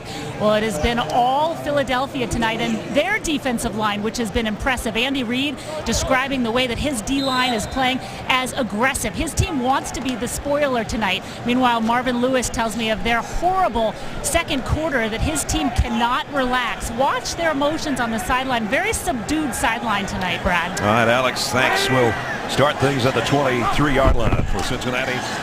Green Ellis smacked as he got a couple by Trent Cole. Tale of quarterbacks tonight. One in his second year, one in his rookie season. Andy Dalton talked to Boomer Esiason at halftime. Boomer says Andy's playing like he's in a trance right now, and I agree with him. I think he's scared to make a mistake, and if you look at the 8 completions, 4 to A.J. Green, there isn't another wide receiver with a completion, and they really need somebody to step up here, and Dalton's got to have some confidence in some other guys. On 2nd and 8, Gresham, the tight end. Play fake. Dalton runs right back up into the pocket. Now he's going to tuck it and get what he can. Pretty good run. It could have been more of a disaster. And Graham, who's had a strong game, the guy that makes the tackle. Yeah, and again, it's Whitworth, the left tackle, and watch the move by the defensive end, Trent Cole, up and then under. Forces Dalton out of the pocket, and I thought there was great hustle from behind. 54, Brandon Graham making a play. And again, it's the defensive line, Brad, because Marvin Jones was wide open on the outside. Dalton didn't have the opportunity to get him the football. So a 3rd and 6 on the opening possession of the 3rd for Cincinnati. Dalton fires down the middle and dropped by Gresham. Talked about drops a week ago. That one should have been a catch and a first down. Yeah, I thought Brian Leonard, the tailback that time, did a good job helping pick up blitz.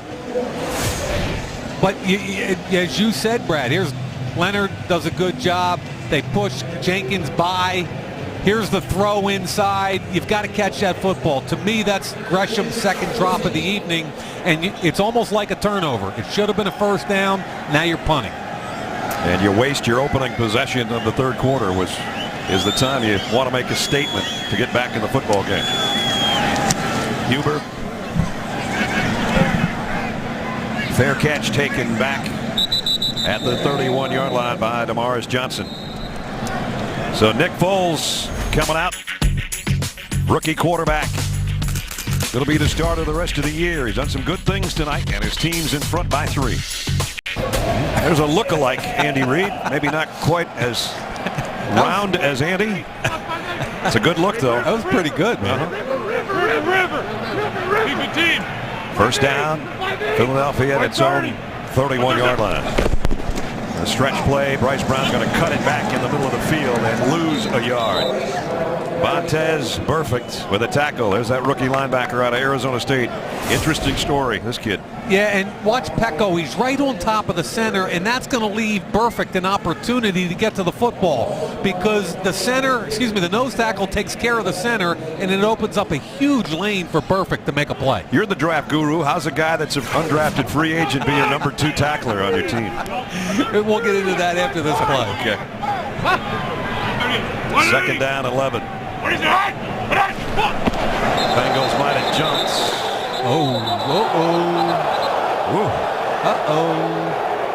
We've got more than one flag down. And another one. Yep. A lot of whistles going on, and Carlos Dunlop came in and hit the quarterback late. You might get a live ball foul and a dead ball foul.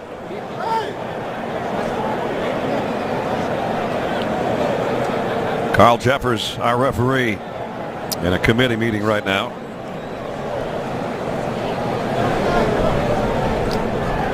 And here's the call. There are multiple fouls by the defense on the play. Yep. Neutral zone infraction. That penalty will be declined. Unnecessary roughness for a late hit on the quarterback after the play was being stopped. Number 96. That 15-yard penalty will be enforced. Automatic first down. So that's the 7th penalty of the night. One short of the season high for Cincinnati. And the implosion continues. Marvin Lewis really upset. Dunlop, there's the jump, and now Dunlop, number 96. Whistles are blowing. Everybody clearly heard and stopped except for one player. So that moves it all the way out to the 45-yard line. Hey, Mike! Go. Mike, the knee! Mike's out there! Keep the team. 180! Play action. Foles trying to scan the field. Might have a holding call here as flags continue to fly here early in the third quarter. Holding, number 664, offense. 10-yard penalty, first down. Jake's got the right guard this time. And this was what's known as cover one. It's man free. You can see number 64, the right guard, gets jacked back into the quarterback's lap, and there's a clear hold on Atkins. Now, it's man coverage. He's going to jump that route right there. Foles wanted it. Good job coming back to him late. But Terrence Newman was trying to jump that route. Man coverage with a safety behind. First and 20. We're over. 5-8. 15. 1-30. We'll draw a play to Bryce Brown. Got it back across the 40-yard line out to the 41. And we'll bring up second down and 14 there. Brad, you were talking about Vontaze Burfict, and last year I was very clear with my evaluation of him as a college player, and I said, based on watching 3 game tapes, he was a non-draftable player. 32 NFL teams agreed with me. Yep. And I'm not changing my evaluation, even though he's playing like a first or second round linebacker in this league. And the reason is Marvin Lewis and that franchise helped this kid with nutrition. He lost 15 or 20 pounds. He looks like a completely different football player than he did a year ago. He's a find, that's for sure. Foles down the middle. Complete. Jeremy Maclin. First down at the 42-yard line. Pickup of 17. Okay, now this front four is one of the best pressure fronts in the league, right? The Eagles are one of the worst offensive line protection fronts. Look at the time. Look at the time. Just has all day to step in there. There isn't a pass coverage in the world. He just surveys the field, waits, and bang. Maclin wide open against the zone. And Maclin shaken up after making that catch, working his way to the sideline. The Eagles came in having given up 41 sacks. Yep.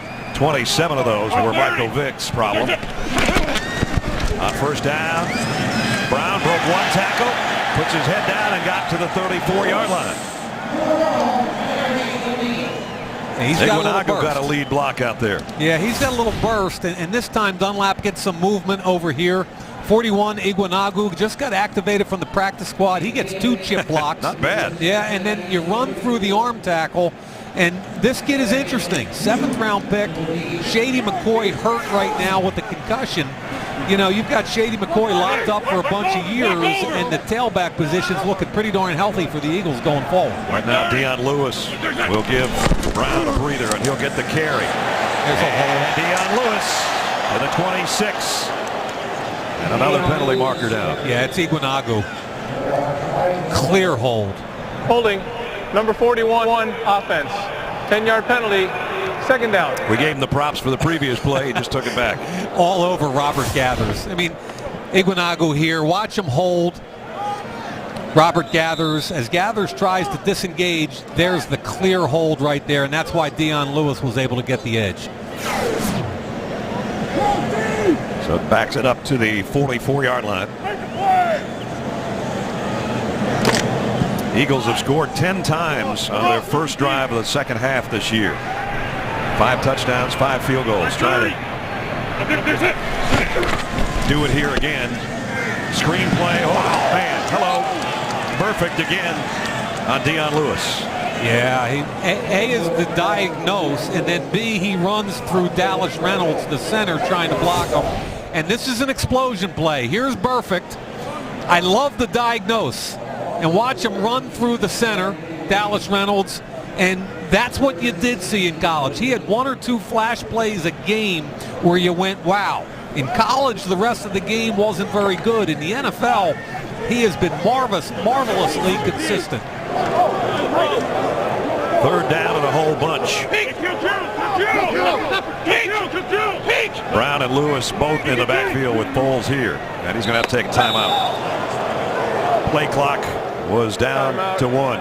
Philadelphia. So they'll talk it over on the sideline. We'll see about a 3rd and 16 when we come back. Mike, I guess if they pick up a 3rd down at 16, the timeout will look good. Otherwise, it's going to look wasted. And Bengals haven't been able to get to Nick Foles tonight. And he'll be passing here on 3rd down at 16.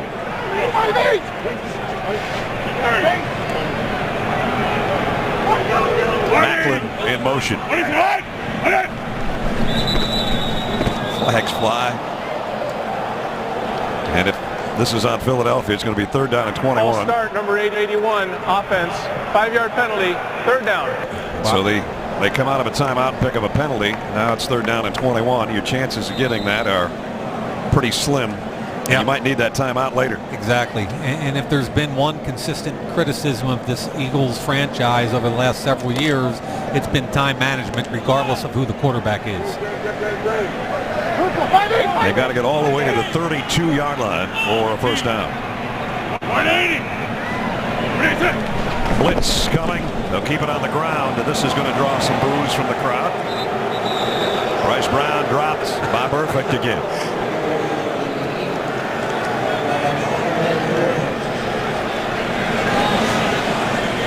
Not a good possession for Philadelphia right there, or at least not the last 3 or 4 plays. I have no problem with that call. I mean, I think Andy Reid and Marty Mornhinweg are protecting their quarterback against a bad decision. He's a rookie. Take him out of the play on 3rd and 21. Let's go. McBriar's punt. Fair catch taken at the 15 by Brandon Tate. Eagles have done a nice job with their defense tonight, forcing 2 fumbles that have led to points and a 3-point lead. You vote, they play. Vote to send your favorite player to the Pro Bowl in Hawaii. You can vote online or with your mobile device at NFL.com/Pro Bowl or text Pro Bowl to MyNFL. Voting ends after Monday Night Football next week. So get the votes in. Bengals first down. And Jarvis Green Ellis got a couple. Trent Cole's had a good ball game tonight. You know, Alex talked about it at halftime, right after, and we talked about it at halftime. And I think the Eagles' defensive front is dominating this football game. Trent Cole, Brandon Graham, Colin Jenkins, and rookie Fletcher Cox, along with Derek Landry, have played phenomenally well. Tommy Brasher, you talked about him earlier. 2 coaching changes made in this season on the Eagles' defensive side of the ball. They've changed the way they play, and they're playing it very well tonight. And another sack. And this one's Fletcher Cox, a rookie out of Mississippi State. And this is just one-on-one, and the Eagles bring the illusion of pressure with an inside linebacker. Now, here's the inside linebacker. He's not coming, but you get a one-on-one right here.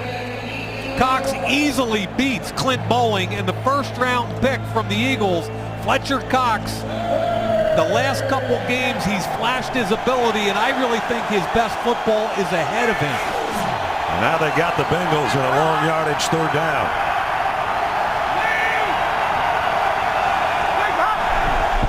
Dalton trying to avoid a 6th sack, but he's not going to be able to. Cox again is there.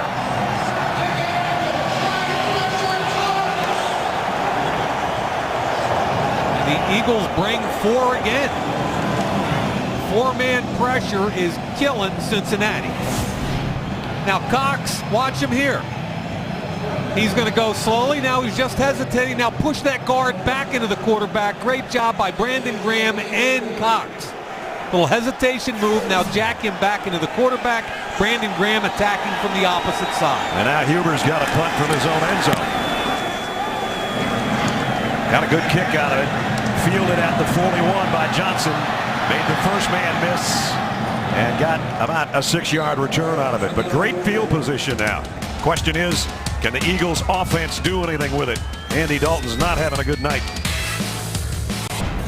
When you've been sacked a career high 6 times and you've fumbled twice, the frustration shows on the second-year quarterback of the Bengals. But the Philadelphia defensive line has dominated this football game. Forget the wide 9. They're winning the football game because of the D-line. Foles going to take a shot. Long ball on the sideline, intercepted. Thrown too short, and Leon Hall's got his first pick of the year, and he's going the other way with it. Leon Hall, big play for the Bengals defense. And that might be a game-changing underthrow by Nick Foles. Really good coverage. I thought Leon Hall is having a really solid year. Man-to-man on Macklin. Watch him he turns and runs with him. He's got perfect position. This ball's underthrown by about 8 or 9 yards. And a good job by the former first-round pick, high-pointing the football and then becoming a running back. First interception by Nick Foles going back to November 18th. 169 passes. Wow. And a 44-yard return for Leon Hall, who said he was jealous some of his other teammates has gotten interceptions this year, and he hadn't. When we talked to him last night, he's got a big one there. That was huge, and this is all about the Bengals season right here. Dalton avoids a 7th sack, but there's a flag down. We're going to have a holding call, and then he took a big shot trying to get rid of the football. Yeah, Brandon Graham has been a wrecking crew tonight. Now they've got a different tackle in the game. It's Dennis Rowland, 5th-year player. Holding, number 74, offense. 10-yard penalty, first down. Now, I don't know if Andre Smith is hurt or just tired of Brandon Graham, but the same thing's happening right here. Dennis Rowland, watch him work on Graham. Graham bull rushes him, gets extension, and now as he goes to get the quarterback, clearly Rowland reaches out and holds on to him. And this Eagles defensive front continues to take control of the football game. So another Bengal penalty. 8, which ties the season high. And they back themselves up to midfield. Green Ellis hesitates in the hole and then bursts through it. Best run of the night. Ben-Jarvis Green Ellis inside the 35. I like the patience on this run, getting behind his center. Watch Kyle Cook, the center here, and the cutback behind him. Cook does a good job just positioning the defensive tackle. There's the cutback and the burst by Ben-Jarvis Green Ellis. And a little bit of life there with the Bengals. 16-yard pickup. Now they give it to him again, and he's going to get the first down, I think, at the 30, maybe across the 30. Wow. Holding call on first down on a pass play. They come back with 2 consecutive runs to pick up a first down. 80 yards rushing for Ben-Jarvis Green Ellis on the night. As we mentioned early in the ball game, he went over 1,000 on the season. They go with a hurry up here on first down at the 30. And now slow things down.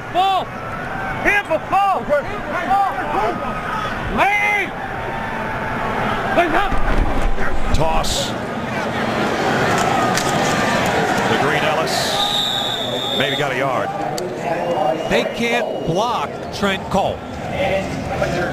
I mean, I don't care if it's the pass game or the run game, but Trent Cole has been huge tonight. Right here, toss sweep. Whitworth comes out, the tight end loses him, and now he's just going to roll back inside off Whitworth's block. Help comes from the inside. You can see the linebackers flowing. Kendricks does a good job getting off the block by the tight end. They're playing really good defense up front. 2nd and 9, Dalton. Screen pass incomplete. Brian Leonard. And it's going to bring up 3rd down and long.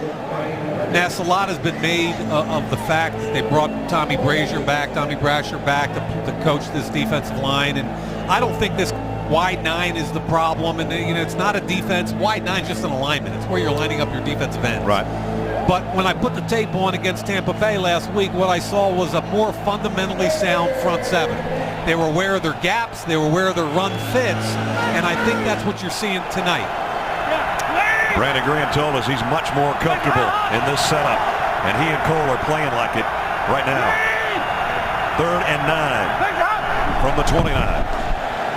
Dalton fires on the sideline, caught by A.J. Green. And it's a first down, Cincinnati.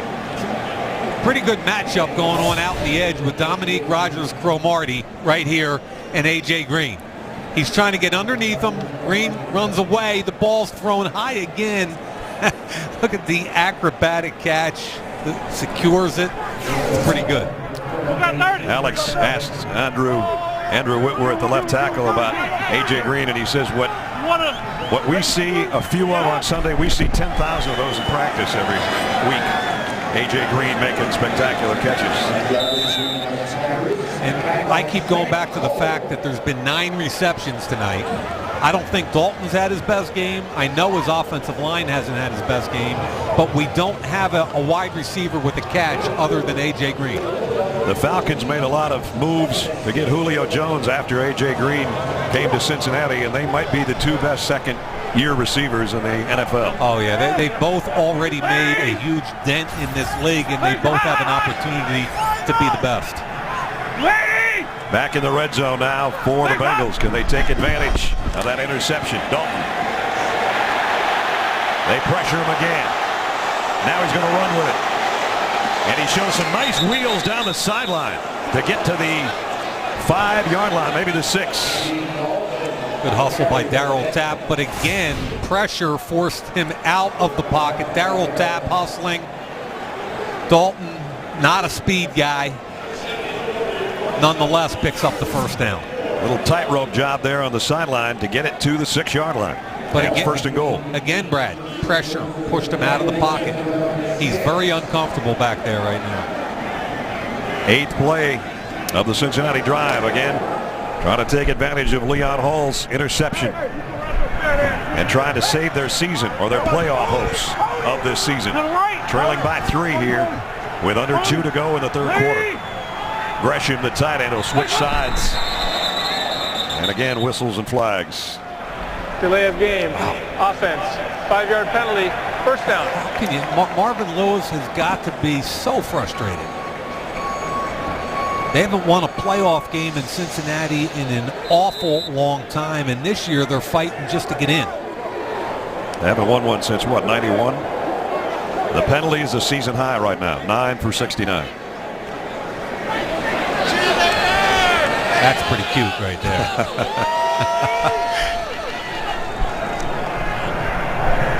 First and goal, but it's backed up to the 11. Green in motion to a bunch set on the right. Dalton going to run it up the middle. Andy Dalton, a cutback and a touchdown. Something went right for him there. 11 yards untouched. Give him credit. He saw immediately a lane open up. This is not a planned quarterback run by any means. You'll see the opening, and Hendricks, the linebacker, is going to have a chance at him late. Now there he goes. It's man coverage, 2 safeties deep. Leonard gets a block down the field, and Michael Hendricks looks poor in the open field. Extra point by Josh Brown. Up and good. Cincinnati back in front. Leon Hall with the interception and a 40-yard return. And then Andy Dalton did the rest from 11 yards out. Andy Dalton hadn't been very good all night, but he just was on an 11-yard touchdown run. He's given his team the lead back, 17-13. So the Bengals had 3 drives that started in Eagles territory tonight. They got 2 touchdowns and a field goal out of it.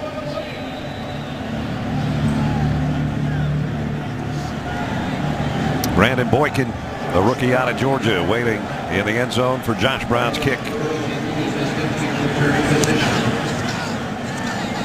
And Boykin will take this one 2 yards deep. Out across the 20 to the 22. Reminder for you, Sunday, NFL Network brings you everything you need to know from sunrise through the final gun on Sunday night. First on the field, 7 a.m. Eastern with live reports from all the big games at 9 o'clock game day morning. Takes you to 1 o'clock, preparing you for all the Sunday action. At 4 o'clock, we break down the early games for you on Game Day Scorecard. Then recap all the day's action on Game Day Highlights at 7:30. Finally, 11:30 Eastern. Game Day Final. Sunday is Game Day here on NFL Network. With Mike Mayock and Alex Flanagan, Brad Nessler with you with 1:05 remaining 3rd quarter. And the Eagles playing from behind again. Nick Foles shovels it to Clay Harbor, his tight end. And Harbor Weber goes out across the 30. Pickup of 8.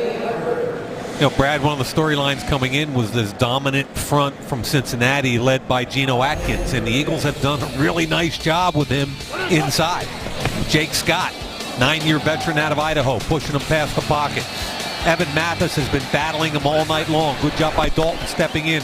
A double team. The center, Dallas Reynolds, comes over and helps. And again, trying to run him by the hole. We haven't called his name much. Eagles have done an excellent job. Whoa, and the ball is out. Fumble as Cincinnati's got it, and they're heading to the end zone. Wallace Gilberry. Touchdown, Bengals. Pat Sims, I think, is the guy that forced the fumble. Oh, he did. He absolutely, Pat Sims comes right through the center guard gap. The hit right there. You said if he keeps carrying it like that, the ball's going to come out, and it did. No secret, he's had several fumbles. Now let's see if he secures it before he gets hit. The ball never had it. Ball's loose the whole way. That ball's out and will be a fumble.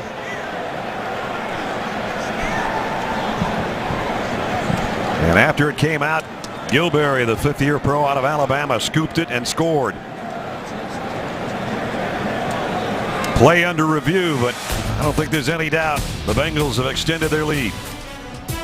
Watch the eyes of Bryce Brown. It's a perfectly good handoff. He sees pressure coming, never secures the football, knows the hit's coming, ducks under Sims. The ball obviously out early. It's picked up by Gilberry, and that's a huge play in this game. And then amazing that 2 defensive plays have turned the tide back for Cincinnati. Yep. After they had a rough night on offense, but the Leon Hall interception and now the hit by Sims. Wallace Gilberry's 25-yard march to the end zone, and now they lead 24-13 with 21 seconds remaining in the 3rd quarter. I've been very complimentary of Bryce Brown and his running ability, but the one thing he doesn't ever do is secure the football. Even though he's had a couple of big games running the football this year, look how loose he carries it. Carolina stripped it. Again, Carolina stripped again. Remember, this kid hadn't started a football game since he was a senior in high school in 2008, prior to 3 weeks ago. And here, in a key moment of the game, it's a good handoff. The ball's not secured. Pat Sims strips it. Kid's got a lot of talent, but he's got to hold on to the football. So that defensive front for Cincinnati that have been shut out with sacks, they don't get a sack, but they get a fumble recovery. That's even better. Points off turnover is huge. Brad, I think you called it 100% right, though, when you talked about the 2 defensive plays being the catalyst. And it's Mike Zimmer's defense right now that if they make the playoffs, or if they continue to have a chance to be in the playoffs, it's going to be because of the plays made by that defense. Brown's kick to Boykin. He'll bring it from the end zone again. And he'll not make the 20-yard line. Nice job. Everybody fired up on Cincinnati right now.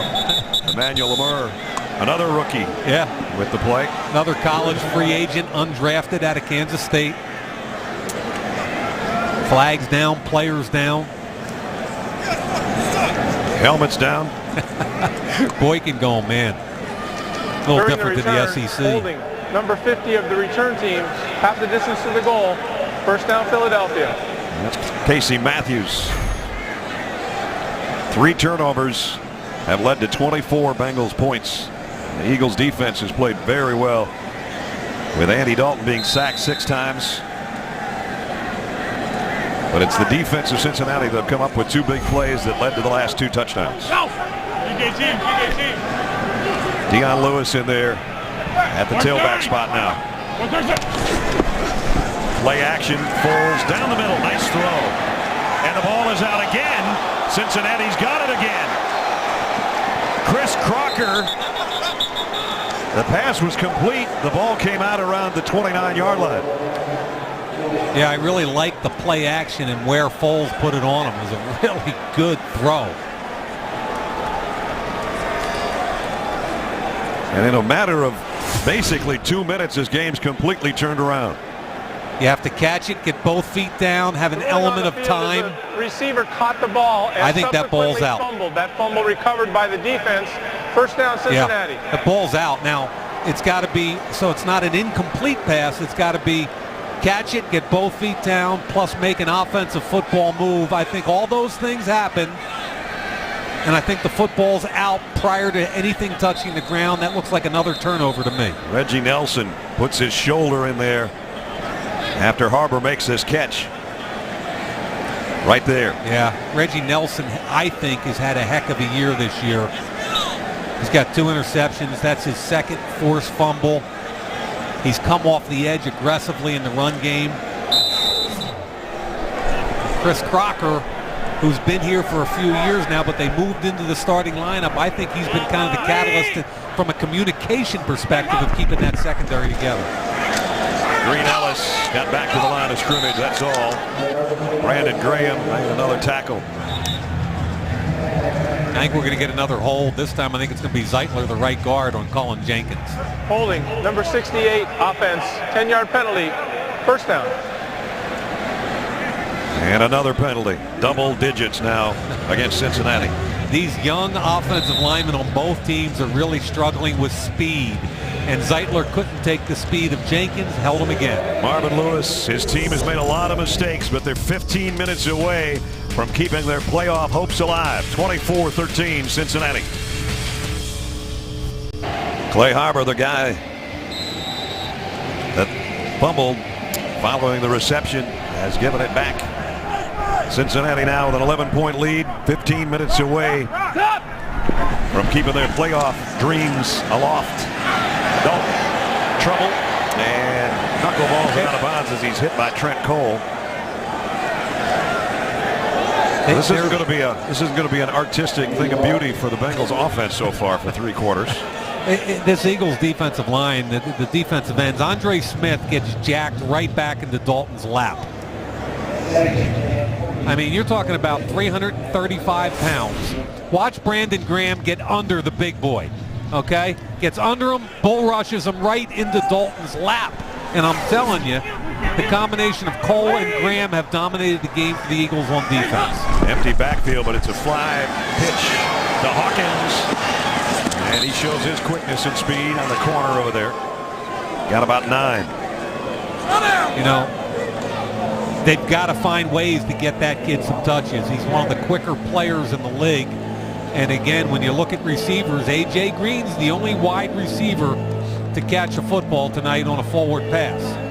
They've had to get creative. Marvin Jones on a reverse and then on the fly sweep to Hawkins. They need to get to the 3-yard line for a first down. Legs are hot. Lady. Legs up. Dalton on 3rd and 11. Pumps. Now throws to the end zone. Incomplete. Intended in the corner for A.J. Green. Dominic Rodgers-Cromartie on the coverage. Yeah, that might have even hit him in the helmet. I thought Green was open early. There's a bracket coverage, 23 and 29. Double move, he's open. Now watch the ball hit him right in the back of the helmet. Any way you can get the job done. That ball either has to be thrown earlier or higher. If Dalton does either of those things, it's a touchdown. Josh Brown in to attempt a 32-yard field goal to extend the lead. And he does. 3 more coming off the Chris Crocker fumble recovery. Bengals 27-13. Been some gifts tonight from the Eagles. 24 points off their turnovers. Cincinnati has a 27-13 lead. Yeah, I'm not sure Andy's real happy with the giving season here in Philadelphia. I mean, they came into this game with 29 giveaways, 4 more tonight. That's 33 giveaways. And as I mentioned earlier tonight, the New England Patriots have 10. The San Francisco 49ers have 12. That's how you win games in this league, not giving the ball away. Ooh, high short kick. Better call fair catch on this one. And the ball is out again. There you go. Cincinnati's got it again. Wow, the wheels are falling off the Eagle wagon right now. You're not kidding, man. That might have been was that Cedric Thornton, the defensive tackle, trying to catch it, and Taylor Mays, the backup safety. That looked like a deliberate pop-up kick to me. Thornton can't catch it. He's got no chance. Pops right into Taylor Mays' hands, and if you look at the possessions in the second half, I mean, it's just they've turned it over, I think, 4 of the last 5. Well, there's a guy that's not going to be fielding a lot of kicks for you in practice, so didn't think to put the fair catch up and then try to grab it. 3 turnovers in the last 71 seconds of this football game. Yeah, give Darren Simmons some credit there on that special teams play. Nice job by the coach. Bootleg off play action. Dalton fires. Broken up. Intended where Andrew Hawkins and Brandon Boykin got a hand on it. Philadelphia now in their last 5 plays have turned it over 4 times. That's almost impossible to do. Watch Dalton on the boot come to his right, and you got A.J. Green wide open up top. I mean, he is wide open on the comeback. I don't know why you come back in traffic and throw it behind your secondary receiver when one of the best 2 or 3 wide receivers in football is open.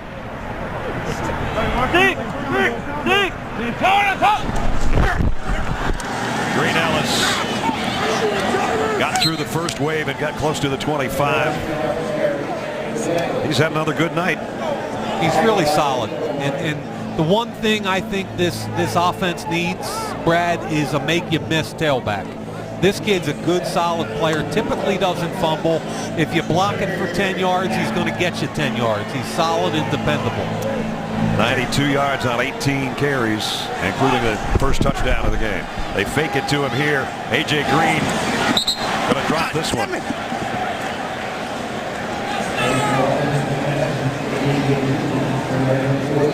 Doesn't drop many. That was kind of a tough catch, but it's going to bring up 4th down. You know, 3rd and what was that? 3rd and about 3 or 4? That's got to be frustrating. Run the ball, run the clock. I really thought the key play on that series, though, was Dalton missing A.J. Green with clear vision on a bootleg.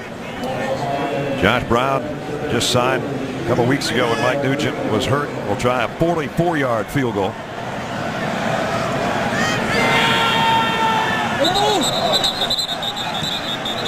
And flags fly.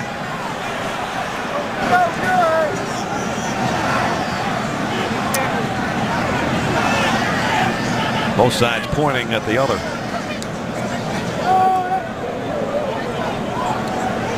If it's against the Eagles, it'll be a 1st down, and Andy Dalton's hoping that's the case.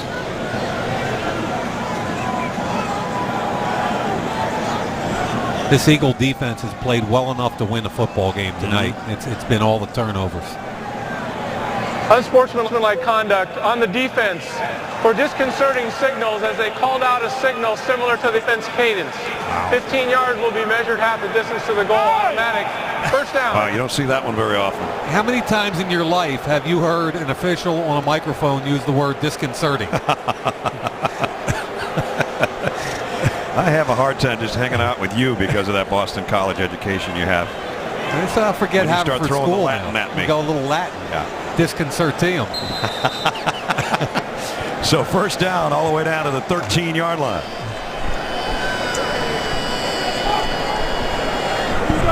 Orson Charles in the backfield as a fullback right now in front of Ben Jarvis. Green Ellis.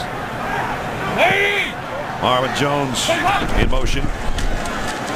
Green Ellis found a little avenue. Got it down to the 5. And that puts him at 100 for the night. Yeah, and they moved Orson Charles into fullback. He's a tight end. Watch Zeitler and then the fullback, Orson Charles, as they pull out in front.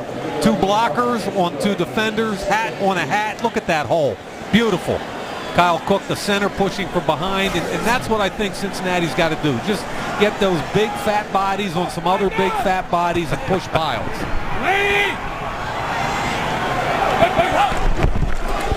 Here's a fade to A.J. Green. Touchdown, Cincinnati. Or maybe throw it to A.J. Green. 11th touchdown catch of the year for number 18. Been a pretty good battle all night long. Perfectly thrown ball, 1 foot, 2 foot, not a problem. full control the entire time. I think Cromartie is one of the most gifted defensive backs in the league from a physical skills perspective. Just needs to be more consistent.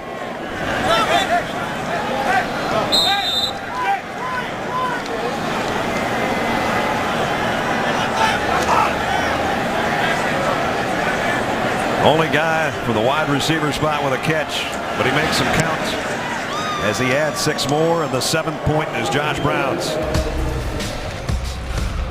First, a bad special team play, and then 33 yards later, an all-pro in the corner of the end zone touchdown. Tonight's aerial coverage is being presented by America's Navy. Looking in on Philadelphia, nice night in Philly. Not a good night for the Eagles, especially in the second half. Bengals turning all those turnovers into points, and they lead 34-13. 24 points in a span of a little over 3 minutes. Boykin cut down before he can get to the 20. Flags fly in.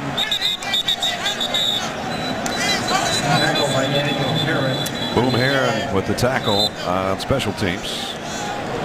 Boom's had a nice game for them on special teams. Yep. He's the guy that blocked the punt earlier. Recovered the fumble after the block.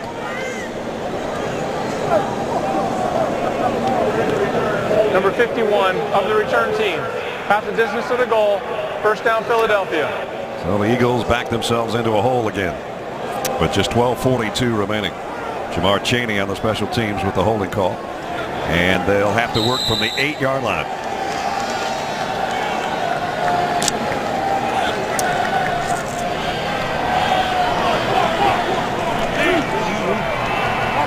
Nick Foles in the gun.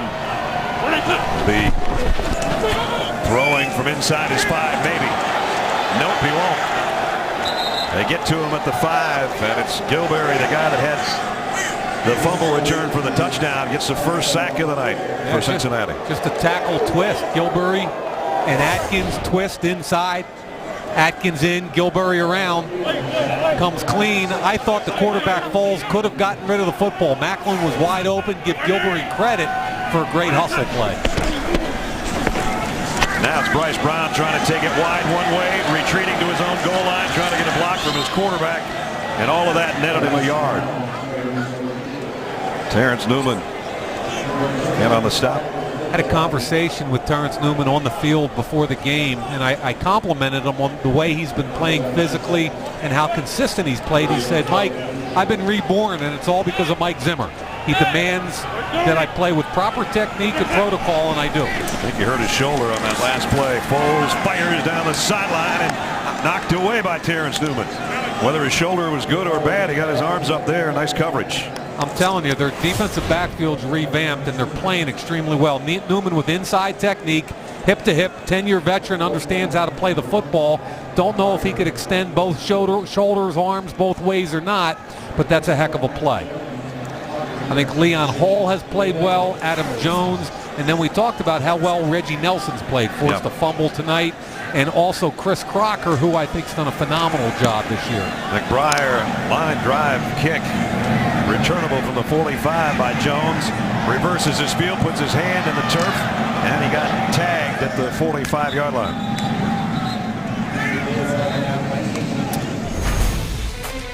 Well, Liberty Bell's cracked kind of like the Eagles' season has been. 34-13. The Bengals right now 11.5 minutes away from bettering their chances in the playoffs as you take a look at the AFC wildcard hunt. The Colts and the Steelers have a leg up on Cincinnati. Pittsburgh's already beaten Cincinnati once, but those two get together next week. Yep. And the Jets are still mathematically alive. Yeah, they got to run the table and hope for a lot of help, and then Indianapolis and Houston play them each other 2 of the next 3 weeks, so that'll resolve that division and 1 wild card slot. I'll tell you, about an hour ago, I wasn't giving Cincinnati too many chances. But they started scoring off Philadelphia miscues, and they haven't looked back. And now they've got a comfortable lead of 34-13. It's interesting, isn't it, Brad? An hour ago, you're going, man, this isn't looking good. I still, when you put this tape on next week, what you're going to see is a highly inconsistent offense that gave up way too many sacks and did not play well at all. The quarterback position, the offensive line position, that's not going to be good enough to get it done in this league offensively, but I give their defense a ton of credit. Yep. They hung in there and made huge plays in the third and early fourth quarter. And you can always lean on this guy. Green Ellis hasn't had any huge runs. I think his best run of the night was 16 yards. Nonetheless, over 100 on the night again. We talked about the division a little bit earlier. Pittsburgh struggling with injuries. Baltimore, I'm sure it had to be incredibly difficult for John Harbaugh to let go of his offensive coordinator, Cam Cameron, who he's known for years and years. To me, I look at that team and I see Baltimore and Joe Flacco play a lot better at home than they have on the road, and I think that's going to be a challenge. Denver this week, followed by the Giants, and then final weekend at Cincinnati. The 10-minute mark. Dalton throws to Gresham, looking for a block, cuts back in the middle of the field, got a block or two, and he's all the way down to the 34-yard line. That's good enough for a first down. Yeah, big boy Andre Smith did a nice job that time, and a couple of the other linemen got downfield also. See 71, Andre Smith will check and then pull out. Gets a chip right there, and he stays on him, which is what I like. He envelops the defender, and then down the field, really good blocking.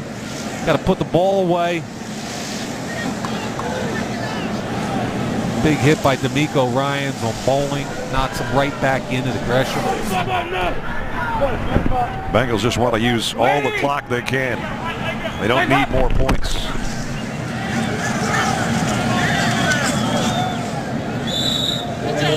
Green Ellis short game, and we'll work our way under the 9-minute mark. So Ness, look at this weekend's games, right? We already talked about Denver and Baltimore. Indianapolis is at Houston, right? Houston coming off a horrible loss Monday night in New England. Giants are in Atlanta. San Francisco at New England on Sunday night. That's a heck of a lineup. Yeah, that's as good as it gets all season long right there. I love that. So many games meaning so much now the next couple of weeks, and so much riding on this one for Cincinnati, and they're going to survive it. We said it wasn't a thing of beauty, but it'll be close to 8 minutes remaining when this one ends. Again, Green Bay, Chicago has been banged up. Jay Cutler's been knocked around. We saw the first matchup, second Thursday of the season. Correct. And that was not a good night for Jay Cutler either. Now, when they protect him and when that offensive line is healthy and playing well, they're a different football team. People jumping all over that New England bandwagon right now, the way they played. Tom Brady was magnificent the other night. Boy, sure was.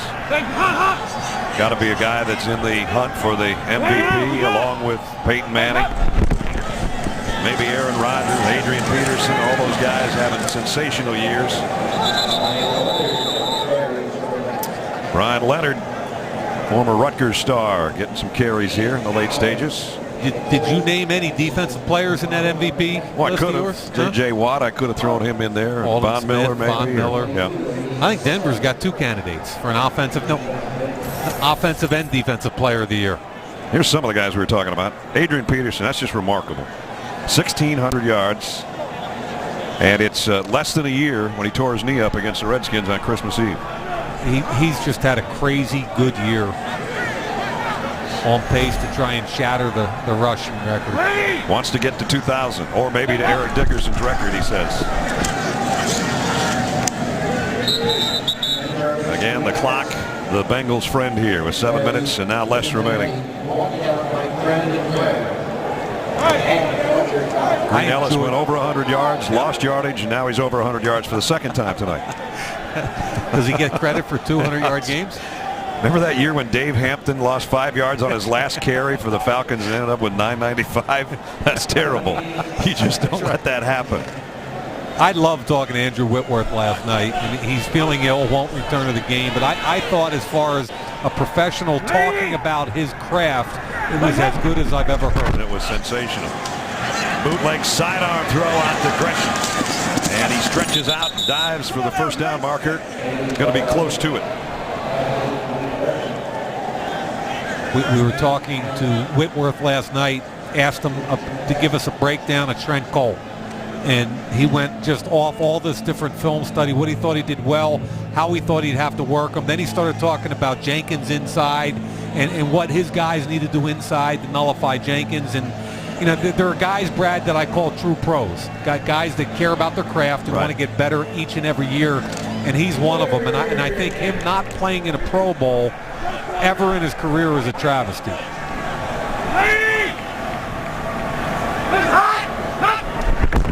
30-yard. Green Ellis. I think he got it. Let's check in with Alex. Brad and Mike, I had a fun time listening to what Whitworth had to say about his quarterback, Andy Dalton. You guys remember he said he doesn't like to be wrong, right? He doesn't like to make mistakes. He learned that early on. He actually was roommates with Andy Dalton when he first came to the team. Said that when he points things out to Andy, doesn't necessarily always like it, likes to be the guy that's right. And Andre's obviously learned that. It's just like Mike. You have been all over me today, man. We're in our last 5 minutes of the season there, brother. Leonard. No gain on the play. I like what Whitworth was saying. He said every year after the draft, I get a phone call from our offensive line coach, Paul Alexander, and he goes, okay, we took Clint Bowling in the 4th round. You got to mentor him. Right. This year, hey, we got Trevor Robinson as a free agent, and we got a 1st rounder in Zeitler. And he says, I call these guys up, I fly them in, and we go to work together. Fly them down to Louisiana, go hang out. Yep. Isn't that cool? That's what a teammate. veteran's all about right there. True vet. Clock stop. Eagles have 1 timeout remaining. NFL Network on Sunday, the most complete pregame coverage on television. Wake up at 7 a.m. First on the field, live reports from all the games. This Sunday, we'll take a closer look at Peyton Manning against the Ravens. NFL Game Day morning at 9. Look at the fierce battle in the East between the Cowboys, Redskins, and Giants for the #1 spot there. And take a close look at all the Sunday games and the playoff possibilities. First on the field and Game Day morning. All starts Sunday. Set your alarm, 7 a.m. Eastern on NFL Network. Boom Herron going to get a little time in the backfield now. After having a good night on special teams, they fake it to him, and now it's an end around. Brandon Tate. Nice Lamar job. Chaney had to stop. Chaney and Nate Allen both stayed home on the backside. I'm with you, though. Why wouldn't you give Boom Herron a taste, huh? Yeah. Blocked the punt, made a couple big tackles. Give him a taste. Former star at Ohio State, so he's played all his football, basically. First in Columbus and then in Cincinnati. Talked about the Bengals and the playoff history, or maybe lack thereof. Haven't qualified for the playoffs in consecutive years since the early 80s. And that last playoff win I mentioned earlier, 1991. That's a long time. Yeah. Waiting to win another one. 0-3 with Marvin. Lost last year to Houston. That was a tough team to run into, and Houston has shown their toughness with an 11-2 record again this year. 2 guys that have been around at the same team for a long time. 10 years for Marvin, and Andy Reid in his 14th. Will it be his last? Is he down to his last couple of weeks here? Speculation will continue to run rampant about that. And Mike, like you said, if it's not here, if he wants to coach, I'm sure there's somebody that wants him. He'll be a line. Toss. Herron hitting the backfield, bounced off one guy, still on his feet. And Boom Herron down inside the 6-yard line. A little burst to him. You see a difference in quickness and speed there compared to Ben Jarvis, Green Ellis. Cullen Jenkins did a great job getting penetration, but couldn't finish with a tackle.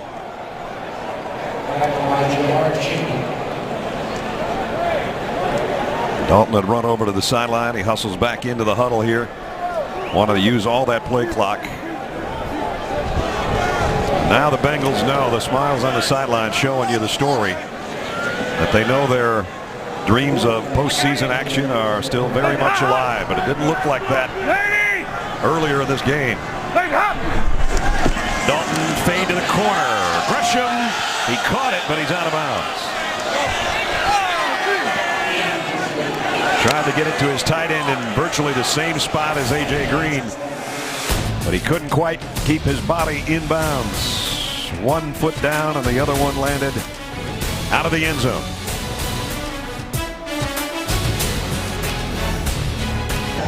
Charles Johnson's baby boy, I guess, not even named yet, huh? Just born at kickoff tonight. Ran back. Little bundle of joy. Yeah, isn't that beautiful? One of our crew members, congratulations. That's great. What a beautiful picture. That'll be a Christmas present that'll keep on taking.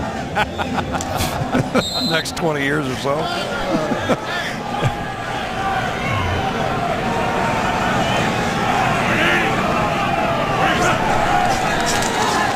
Foles to slants, incomplete, intended for Riley Cooper. It has the only touchdown catch of the night for the Eagles. Liked how Adam Jones stayed square on him, forced a very difficult throw and catch. If Cincinnati makes the playoffs, what do you think their prospects are? No. You know what, Brad? They've got to play better up front.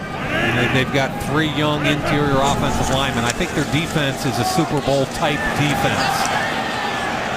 They've got to be a little more consistent offensively. Almost intercepted again. That was Adam Jones that could have had one.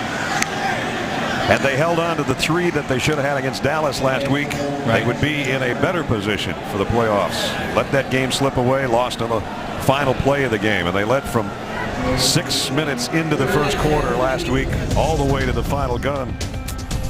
3 interceptions dropped. Right there, the game's over if Terrence Newman holds on to that football. Clements, again, driving on the football. You've got to catch it. And finally, late in the game, you make that catch, it's all over. And so, Brad, the way I'd answer your question, I think it's a good one, is defensively, I think they're capable. Offensively, they've got to be much more consistent. Foles overshot. There's another would-be interception. That one, Reggie Nelson. And he gets up slowly. Yeah, that's not good.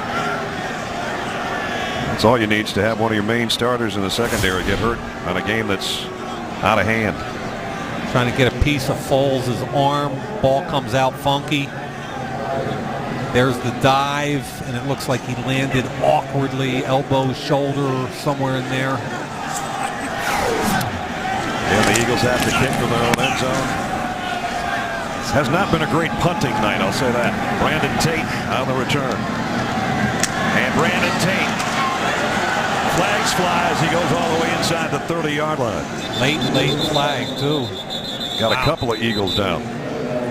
And here comes 2 more flags about 10 seconds after the play was over. Brandon Hughes is the guy I think that's down. I'll tell you one thing. Jamar Chaney was on his knees, and he got whacked by Lemur. Chaney was trying to put on the brakes on a change of direction and just got absolutely crushed. Again, there are several flags. There are multiple fouls by the return team on the play. Both blindside blocks. Personal fouls, number 59 and 34. One is declined, the other is accepted. 15 yards, first down. So 2 blindside blocks on the same play. Yeah, I saw one of them happen. It was Lemur on Chaney, and it was really a crushing hit. Right down, yeah, you couldn't see it there. And that was Heron with the block. There's the hit right there, the first one. And then later in the play, up top is the second one. So Jeremy Miles had one, and then Heron the other.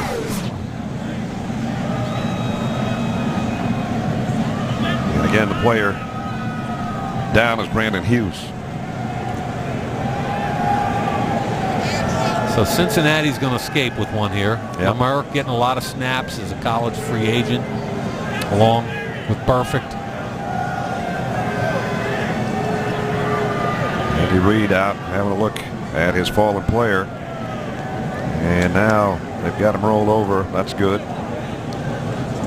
You can see some of his teammates reacting. Might have been a case where he was just maybe even knocked unconscious by that hit right there. Boy, this is the first year they've afforded blindside blocking protection, special teams players. He's up and walking. That's great. Okay. Everybody can breathe easier. And that was Rick Bulkholder out there, their trainer. I think it's one of the best I've ever run into. His protocol on concussions is at the point where the rest of the organization just takes a step back and says, just tell us when he's ready. And he's got like a 5-step process that guys are going to have to go through. And, of course, that's Rick right there on the right, and he's really good at what he does. Well, Sean McCoy had to go through that. Michael Vick had to go through that. Brent Selleck's going through it this week. And it might be the case for that young man, too, this week. 3.5 to go. Philadelphia has no timeouts. Oh. And Heron on the carry. And we check in with Alex. Well, Brad, Michael Vick, you guys talking about the concussions and Rick's 5-step process. Well, Michael Vick yesterday cleared that process. He is healthy, he is fine, but as you know, he has not played at all tonight, was actually inactive tonight. So the future of Michael Vick, of course, very much up in the air, as you guys mentioned earlier on in this game. Michael Vick wants to be a starter in this league, though. It'll be interesting to see what his future holds. Yeah, I just don't see him wearing a green helmet again, do you? That's just my opinion. No, I see sometime prior to right around Super Bowl time, I really do believe that the Eagles, as opposed to give him the $3 million guarantee, take a step back and say, okay, Foles is our guy, and we're going to move forward. And Foles showed some flashes again tonight of being a good NFL quarterback. Dan Heron again. No gain on the play. No, Brad, you give up 34 points. It's usually an indictment on your defense. Not so tonight. I think the Eagles' defense has played with energy. I think they've played with toughness, and I think the reason they lost this football game is because of the turnovers. Yeah, no doubt. All those turnovers led to points for the most part, and it just snowballed after a halftime lead for the Eagles. All Cincinnati. Those are about the only people left in the stadium, by the way, are the Bengals fans. I thought you were going to say the two teams and us. And the postgame guys, Rich and the guys will be along when it's over. Gresham gets it down to the 40 and gets it down to the 2-minute warning. Cincinnati's Bengals on their way to their 8th win of the season, and their playoff hopes very much alive. 2 minutes remaining here in Philadelphia. Jewelers post-game show. Andy Dalton, AJ Green going to join us, and we're going to go against the grain. Sanders Claus is coming by. He's going to tell us who's naughty or who's nice. That's coming up. Like you guys don't always go against the grain. All right, Rich, 2 minutes from now. Andy Dalton takes a knee. Favorite formation for any team in football. 27 points off 5 Eagles turnovers tonight for Cincinnati, and so they have reason to smile. Marvin Lewis wasn't smiling a little while ago, but it all turned around on those turnovers. Wake up with NFL AM, the only morning show dedicated to the NFL. Tomorrow morning, 49ers. Frank Gore will be along, talk about the matchup with the Patriots. Victor Cruz checks in, talking about the Falcons game on Sunday. All the information and highlights leading to the weekend's games. NFL AM tomorrow and every weekday. 6 a.m. Eastern, only on NFL Network.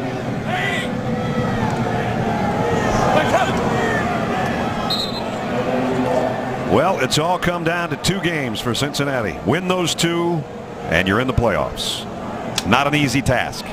Pittsburgh's already beaten them once, so they have to go to Pittsburgh. And then Baltimore in their home finale on December 30th. But what we said 3 hours ago, you can't win 3 unless you win the first one. They got the first one out of the way tonight. Check, and they know they didn't play well offensively. A lot of work to do, and I think Jay Gruden, the offensive coordinator, will get to work. And again, Brad, they didn't complete a pass to a wide receiver except that guy on the right, A.J. Green. Yep. They got to find somebody else to step up and take some pressure off. Another knee, a final one. And the final in Philadelphia, 34-13. And few fans that are left do what Philadelphia fans do as well as anyone. Oh, come on. I'm just saying. Stop it. I'm just saying. So Cincinnati goes to 8-6. The Eagles fall to 4-10. Final score, 34-13 Cincinnati. We'll be back in a minute with a Kay Jewelers post-game show. Highlights, analysis, interviews, and press conferences. And Andy Dalton, as Rich said, with the guys. So stick around.